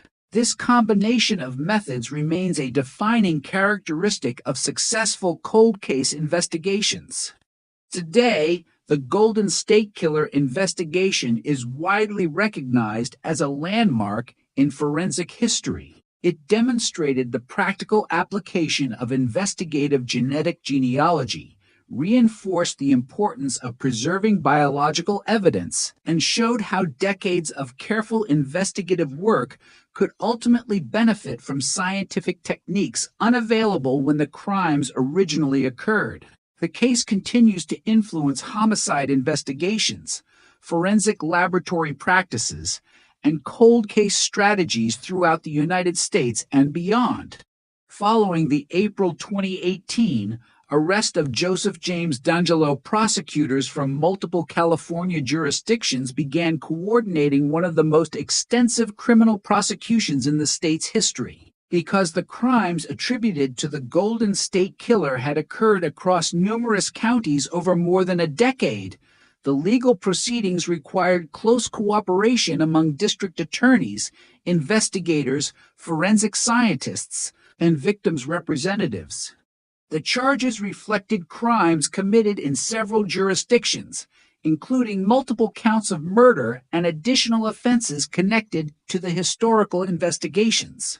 Prosecutors reviewed decades of investigative files, forensic laboratory reports, witness statements, and preserved physical evidence to determine which charges could be pursued under California law. Although statutes of limitations affected the prosecution of certain non-homicide offenses, murder charges remained prosecutable. The DNA evidence developed during the investigation formed an important part of the prosecution's case. According to court records, forensic scientists compared DNA obtained from preserved crime scene evidence with DNA legally collected from D'Angelo.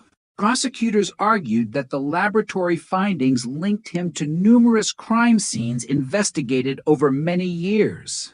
The prosecution also relied upon the extensive documentation preserved during the original investigations. Crime scene photographs, investigative reports, evidence logs, laboratory analyses, and witness statements provided historical context and supported the presentation of evidence gathered decades earlier. The careful preservation of these materials allowed prosecutors to reconstruct events despite the significant passage of time. As legal proceedings continued, the court considered both evidentiary issues and logistical challenges associated with crimes committed across multiple counties. The case involved numerous victims, multiple investigating agencies, and evidence spanning more than 4 decades. Coordinating these materials required substantial planning by prosecutors and court personnel. In June 2020, DeAngelo entered guilty pleas to multiple counts of murder and admitted numerous additional offenses as part of a negotiated resolution of the criminal proceedings. The agreement eliminated the need for a lengthy trial while ensuring that the court formally addressed the documented crimes within the framework established by California law. Before sentencing, the court conducted extensive victim impact proceedings. Survivors of the attacks and family members of homicide victims addressed the court, describing the long-term effects of the crimes on their lives. These statements formed an important component of the sentencing process, allowing victims to present their experiences directly to the court. In August 2020, the court sentenced DeAngelo to multiple consecutive life terms without the possibility of parole. The sentence formally concluded the criminal prosecution while recognizing the seriousness of the offenses established through the investigation and guilty pleas. The legal resolution of the case attracted international attention because of both the historical significance of the investigation and the role of investigative genetic genealogy in identifying the suspect. Legal scholars, forensic scientists, and law enforcement professionals examined the proceedings as an example of how preserved evidence and evolving forensic methods could support criminal prosecutions many years after the underlying offenses. The case also highlighted the importance of maintaining evidence according to accepted forensic standards. Biological evidence collected in the 1970s and 1980s remained available for modern DNA analysis because investigators had preserved it carefully and maintained documented chains of custody. Those procedures strengthened the evidentiary foundation presented during the prosecution. For criminal justice professionals, the proceedings demonstrated that successful cold case prosecutions depend upon more than scientific advances alone. Investigative documentation, witness interviews, crime scene processing, laboratory quality assurance, prosecutorial review, and judicial oversight all contributed to the ultimate resolution of the case.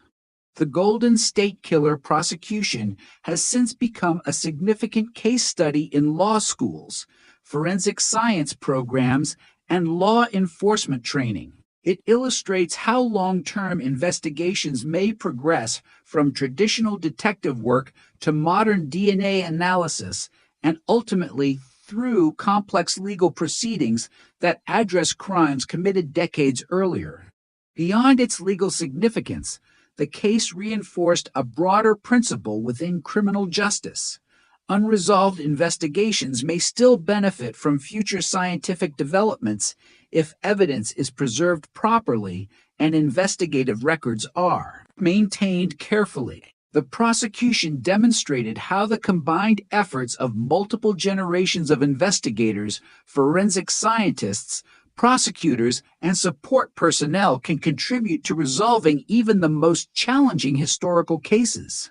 The Golden State Killer investigation is widely regarded as one of the most influential cold case investigations in modern criminal justice. While the crimes themselves profoundly affected victims, families, and communities throughout California, the investigation's eventual resolution also transformed the way law enforcement agencies approach unsolved violent crimes. Perhaps the most significant lesson concerns the preservation of evidence. During the original investigations in the 1970s and 1980s, crime scene personnel carefully documented locations, collected biological material, photographed evidence, and maintained chain of custody records according to the forensic standards of the time. Although DNA technology capable of identifying an unknown offender did not yet exist, those preservation efforts ensured that the evidence remained available for future analysis. As forensic science advanced during the following decades, laboratories developed increasingly sophisticated methods for analyzing biological evidence. DNA profiling became a standard investigative tool, allowing scientists to compare evidence recovered from different crime scenes and establish whether the same unknown individual was responsible for multiple offenses. In the Golden State Killer investigation, these developments helped confirm that crimes previously investigated by different agencies were linked to a single offender. The investigation also demonstrated the limitations of conventional DNA databases.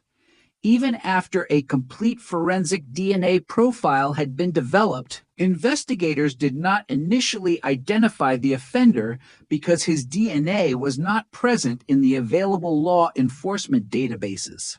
This challenge encouraged investigators to explore emerging techniques that eventually led to the use of investigative genetic genealogy. Investigative genetic genealogy represented a major development in forensic investigations. Rather than searching for an exact DNA match, the technique identifies biological relatives through genealogy databases that permit law enforcement access under defined policies and legal conditions. Genealogical research can then narrow the pool of possible individuals, after which detectives seek independent confirmation through traditional investigative methods and direct forensic comparison.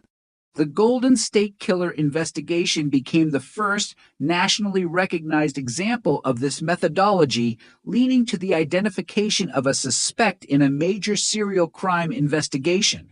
Although investigative genetic genealogy had been discussed within forensic communities before 2018, the successful resolution of this case demonstrated its practical value on a large scale. Following the arrest of Joseph James DeAngelo, numerous law enforcement agencies throughout the United States began reviewing unsolved homicide and sexual assault investigations to determine whether preserved biological evidence might be suitable for genealogical analysis. Specialized cold case units expanded their collaboration with forensic laboratories and professional genealogists as investigative practices evolved. The case also reinforced the importance of interdisciplinary cooperation. Detectives, crime scene investigators, forensic biologists, laboratory analysts, genealogists, prosecutors, legal advisors, and evidence technicians each contributed specialized expertise throughout different phases of the investigation. The eventual identification of the suspect resulted from the combined efforts of multiple professions working over several decades. Another lasting impact involved evidence retention policies. Many agencies reviewed procedures governing the storage of biological evidence associated with serious violent crimes. Secure environmental controls, digital inventory systems, and standardized chain of custody documentation became increasingly important as investigators recognized that evidence collected today might be examined using technologies developed years or even decades later.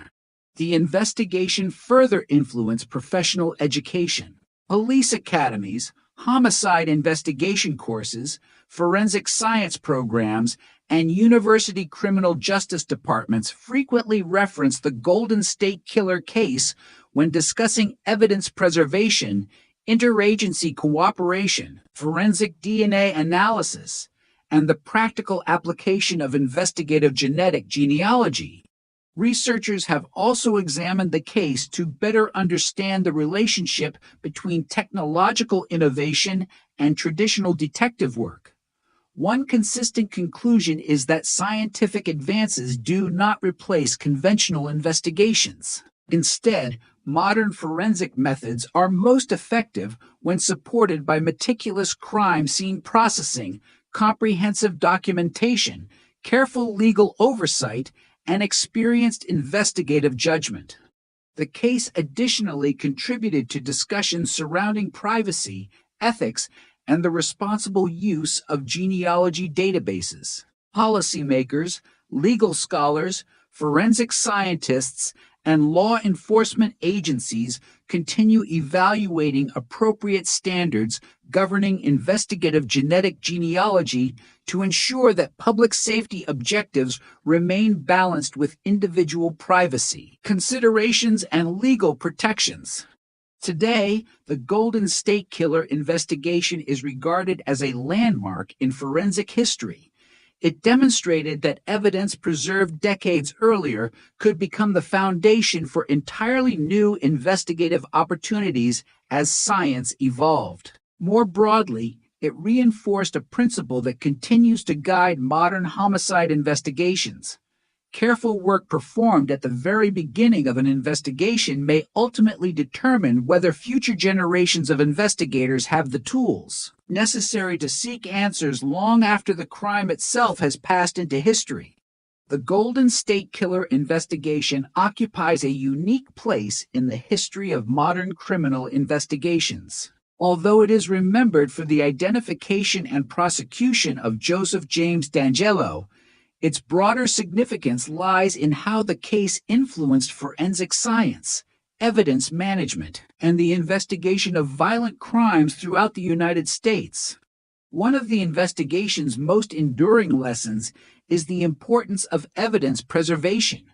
Crime scene investigators working during the 1970s collected biological evidence according to the standards available at the time, without knowing that future DNA technologies would eventually make that evidence central to the investigation.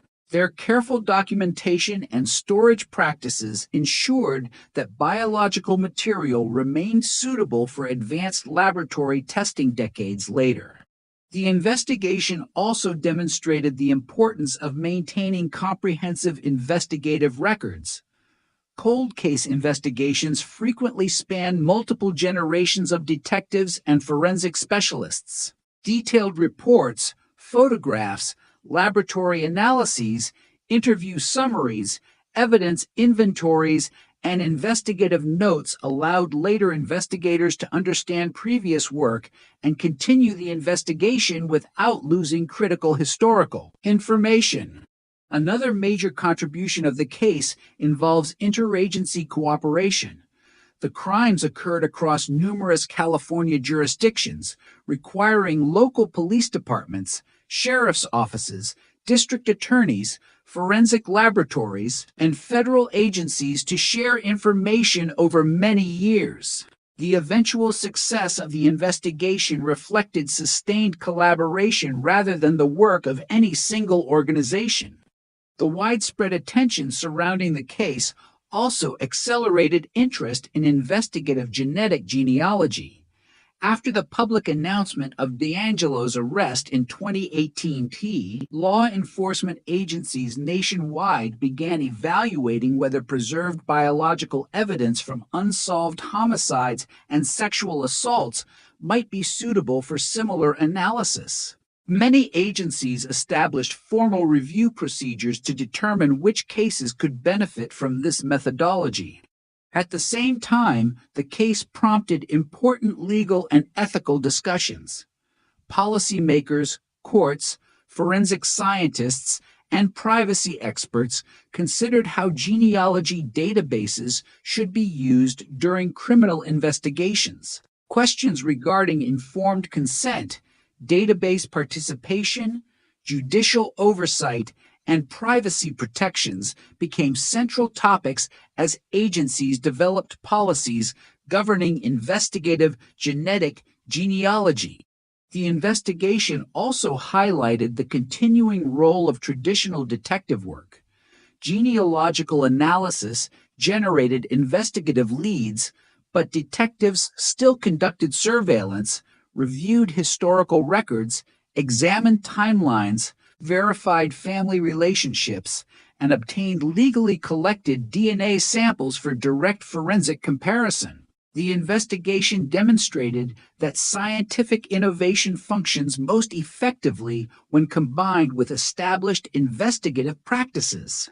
For forensic laboratories, the case reinforced the value of maintaining rigorous scientific standards. Laboratory quality assurance, documentation, peer review, and validated analytical procedures were essential to ensuring that forensic conclusions could withstand legal scrutiny. Advances in technology remain meaningful only when supported by reliable scientific methodology. The Golden State Killer investigation further influenced evidence retention practices across many jurisdictions. Agencies increasingly recognized that biological evidence from unsolved violent crimes should be preserved whenever practical because future scientific developments may allow new analyses unavailable today. Improvements in environmental storage, digital evidence tracking, and chain of custody documentation became priorities for many evidence management programs. Educational institutions also incorporated the investigation into criminal justice and forensic science curricula. Universities, police academies, and professional training organizations use the case to illustrate the interaction between crime scene investigation, forensic biology, investigative strategy, legal procedure, and scientific innovation. It has become a frequently cited example of how careful investigative work can retain value across decades.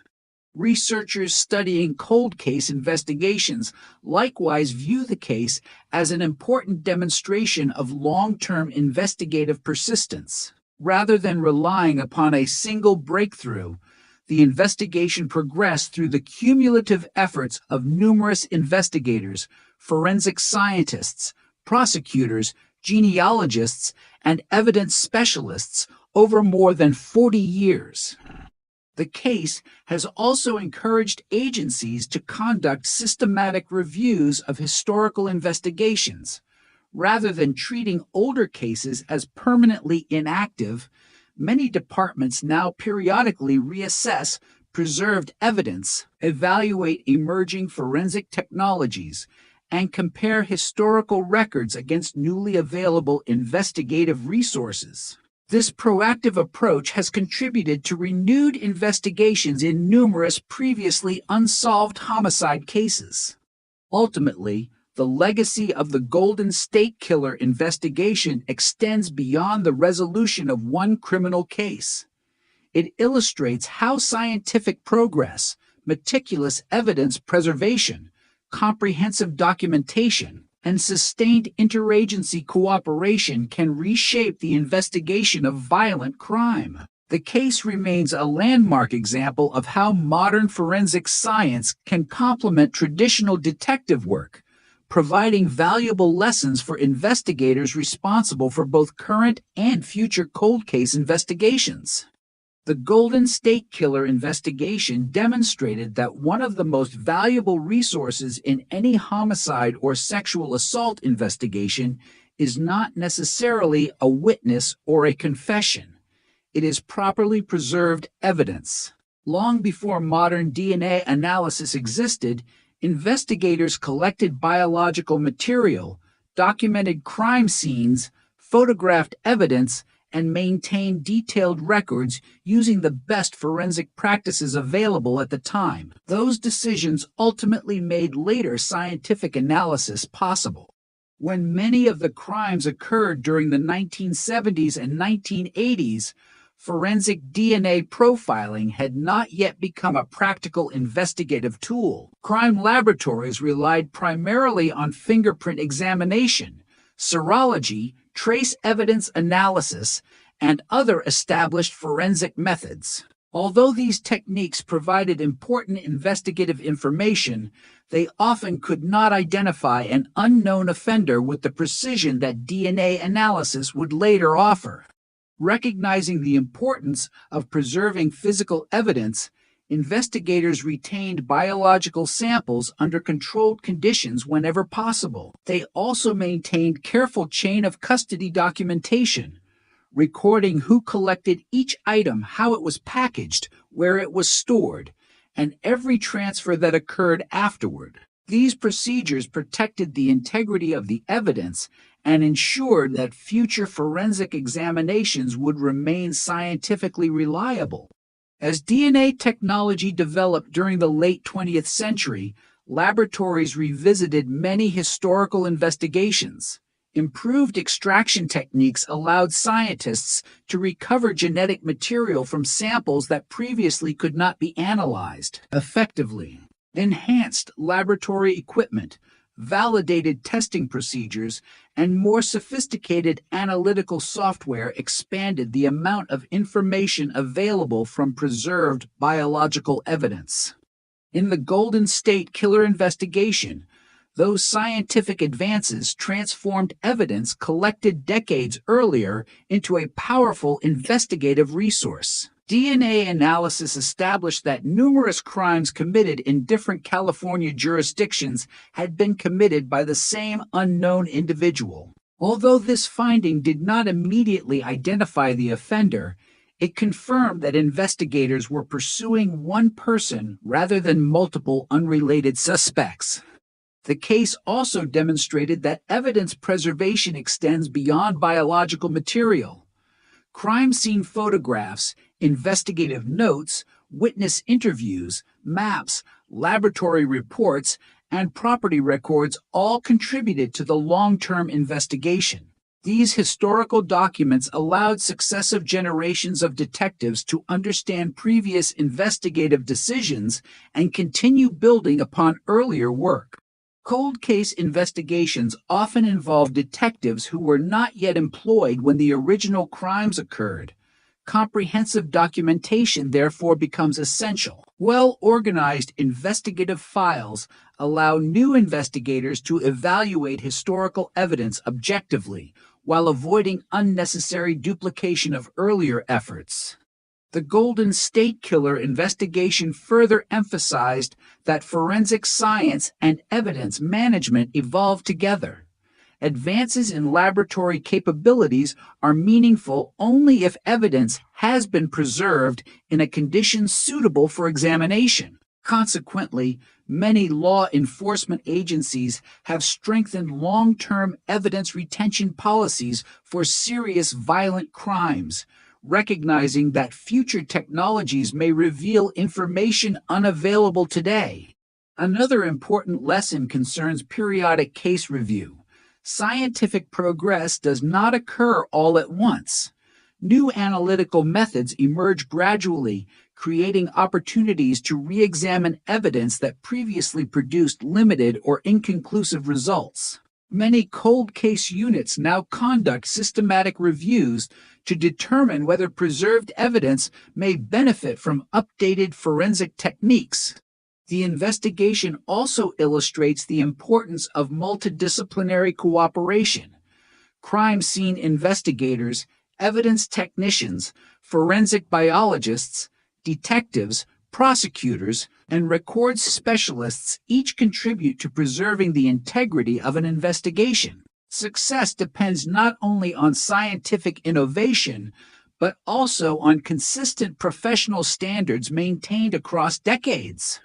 Following the identification and prosecution of Joseph James Dagello, agencies throughout the United States increasingly reviewed unresolved violent crimes involving preserved biological evidence.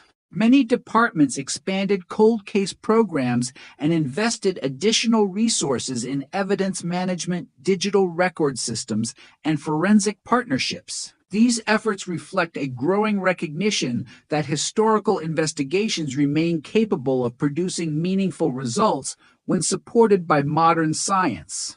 Today, The Golden State Killer investigation serves as a leading example in forensic education and law enforcement training.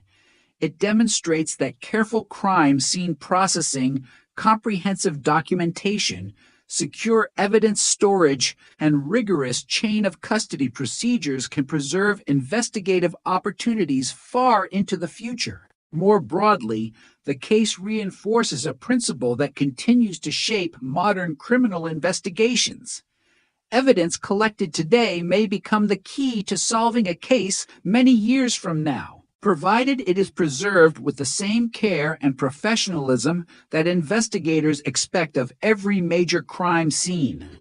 The Golden State Killer investigation is now widely regarded as one of the most influential cold case investigations in modern forensic history. While the crimes themselves profoundly affected victims, families, and communities across California, the investigation's broader legacy lies in how it changed investigative practices, evidence management, and the use of forensic science in unresolved violent crimes. One of the clearest lessons from the case is that a cold case should not be viewed as a closed case.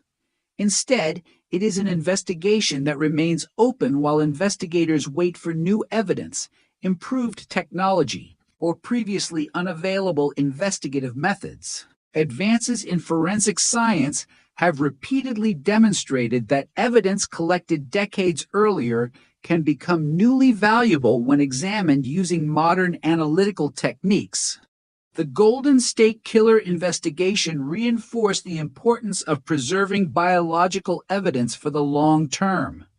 Crime scene investigators in the 1970s collected evidence using procedures designed to protect its integrity, even though the sophisticated DNA technologies available today did not yet exist. Those preservation efforts ultimately allowed forensic laboratories to generate DNA profiles capable of supporting future investigative work. The case also demonstrated the importance of comprehensive investigative documentation. Thousands of pages of reports, photographs, witness interviews, forensic analyses, evidence inventories, and investigative memoranda remained available to detectives who assumed responsibility for the investigation many years after the crimes occurred. This continuity allowed successive generations of investigators to build upon earlier work rather than beginning again from the start. Another significant lesson involves interagency cooperation. Because the crimes occurred across numerous jurisdictions, no single law enforcement agency possessed the complete investigative picture. Detectives, forensic laboratories, prosecutors, and support personnel shared information across county and municipal boundaries, gradually developing a comprehensive understanding of the offender's criminal activity. The investigation illustrates how cooperation can strengthen complex serial crime investigations that extend beyond individual jurisdictions.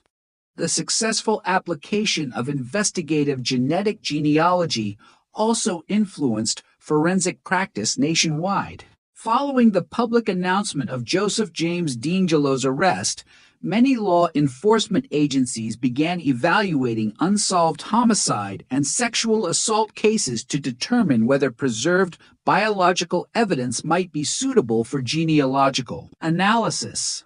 Specialized training programs, forensic partnerships, and cold case review initiatives expanded significantly in the years that followed. At the same time, the investigation encouraged ongoing discussion regarding legal and ethical considerations. Policymakers, courts, forensic scientists, and privacy experts have continued evaluating appropriate standards governing the investigative use of genealogy databases. These discussions emphasize balancing public safety, individual privacy, transparency, and adherence to applicable laws and agency policies. The investigation further demonstrated that scientific innovation cannot replace traditional detective work. Genealogical analysis generated investigative leads, but detectives still verified historical records, reconstructed timelines, conducted surveillance, obtained legally collected comparison DNA, and corroborated findings using established investigative procedures. The case therefore illustrates how emerging forensic methods complement rather than replace conventional investigative practice. Evidence management has also evolved in response to lessons drawn from historical investigations such as this one. Many agencies now maintain enhanced evidence retention policies for unsolved violent crimes, incorporating secure environmental storage, digital inventory systems, standardized chain of custody documentation, and periodic evidence audits. These measures seek to preserve investigative opportunities for future scientific examination. Educational institutions have likewise incorporated the case into criminal justice curricula. Universities, police academies, and forensic science programs frequently examine the Golden State Killer investigation when teaching crime scene processing, forensic biology, investigative strategy, evidence preservation, and cold case methodology. The investigation serves as a practical example of how careful work performed during an initial investigation can remain valuable decades later. Researchers studying forensic innovation often identify the case as a milestone in the development of modern cold case investigations. It demonstrates that advances in laboratory science achieve their greatest value when supported by meticulous evidence preservation, comprehensive documentation, and sustained institutional commitment over many years. Ultimately, the Golden State Killer investigation illustrates the evolving relationship between science and criminal investigation. The resolution of the case did not result from a single technological breakthrough alone. Instead, it reflected decades of professional evidence management, interagency cooperation, forensic advancement, and persistent investigative effort. As a result, the case continues to shape homicide investigations, forensic policy, and cold case strategies throughout the United States, serving as an enduring example of how historical investigations can benefit from future scientific progress. The Golden State Killer investigation remains one of the most significant case studies in the history of modern criminal investigation. Although the crimes themselves span more than a decade and affected numerous victims and communities across California, the investigation's broader importance extends well beyond the identification and prosecution of a single offender. It fundamentally changed how investigators think about evidence, technology, and the long-term potential of unresolved cases. Perhaps the investigation's greatest contribution is its demonstration that evidence can retain investigative value for decades when preserved properly. Biological material collected during the original investigations in the 1970s and 1980s remained suitable for advanced DNA analysis many years later because crime scene investigators followed accepted forensic procedures. At the time, they could not have anticipated the scientific methods that would eventually become available. Yet their careful work created opportunities for future investigators. The case also illustrates the importance of viewing cold cases as ongoing investigations rather than abandoned files. While periods of inactivity may occur when no new leads are available, advances in forensic science, digital record management, and investigative methodology continue to create new opportunities. Many law enforcement agencies now conduct structured reviews of historical homicide investigations specifically to determine whether preserved evidence can be re-examined using current technology. Interagency cooperation proved equally important. The crimes attributed to the Golden State Killer crossed numerous jurisdictional boundaries, requiring police departments, sheriff's offices, forensic laboratories, prosecutors, and federal partners to exchange information over many years. The investigation demonstrated that effective communication and coordinated evidence sharing are essential when investigating offenders who operate across multiple jurisdictions. The successful use of investigative genetic genealogy represented another landmark development. While the methodology has since been applied in other investigations, the Golden State Killer case brought international attention to its potential. It also encouraged law enforcement agencies to develop policies governing its responsible use, balancing investigative effectiveness with legal requirements, ethical considerations, and privacy protections.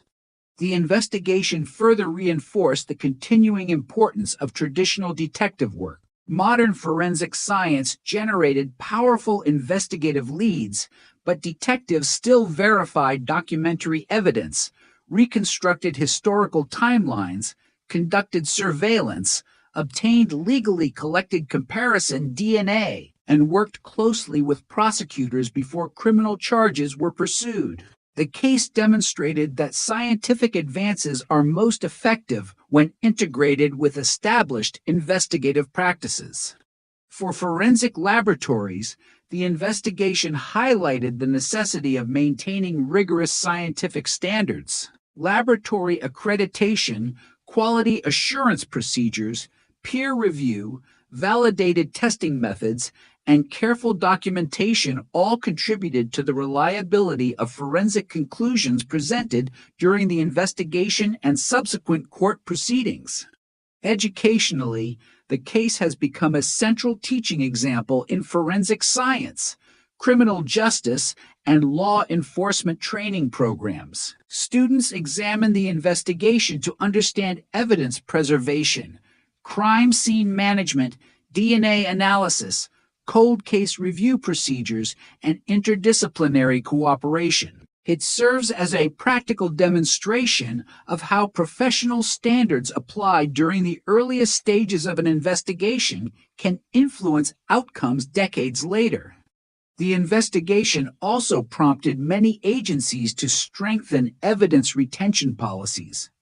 Biological evidence associated with unsolved violent crimes is now more commonly preserved for extended periods, recognizing that future scientific advances may allow analyses that are not currently possible. This long-term perspective has become an increasingly important element of modern evidence management. Researchers continue to study the case because it illustrates the interaction between technological innovation and investigative persistence.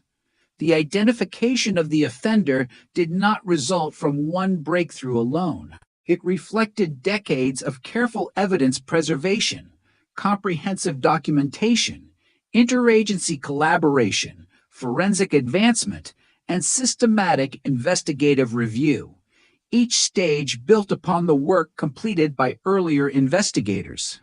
The Golden State Killer investigation therefore represents more than the resolution of a historically significant criminal case.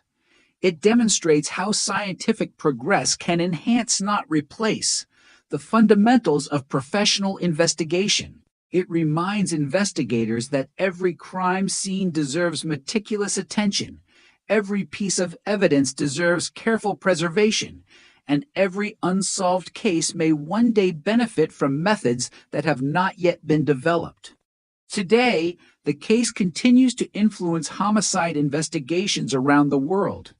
Its legacy is reflected in stronger evidence preservation practices, expanded cold case units, greater collaboration among forensic specialists, and the responsible application of emerging technologies. More broadly, it reinforces a principle that remains central to criminal investigation. While technology evolves, the foundation of every successful investigation continues to be careful documentation, objective analysis, and a sustained commitment to following the evidence wherever it leads.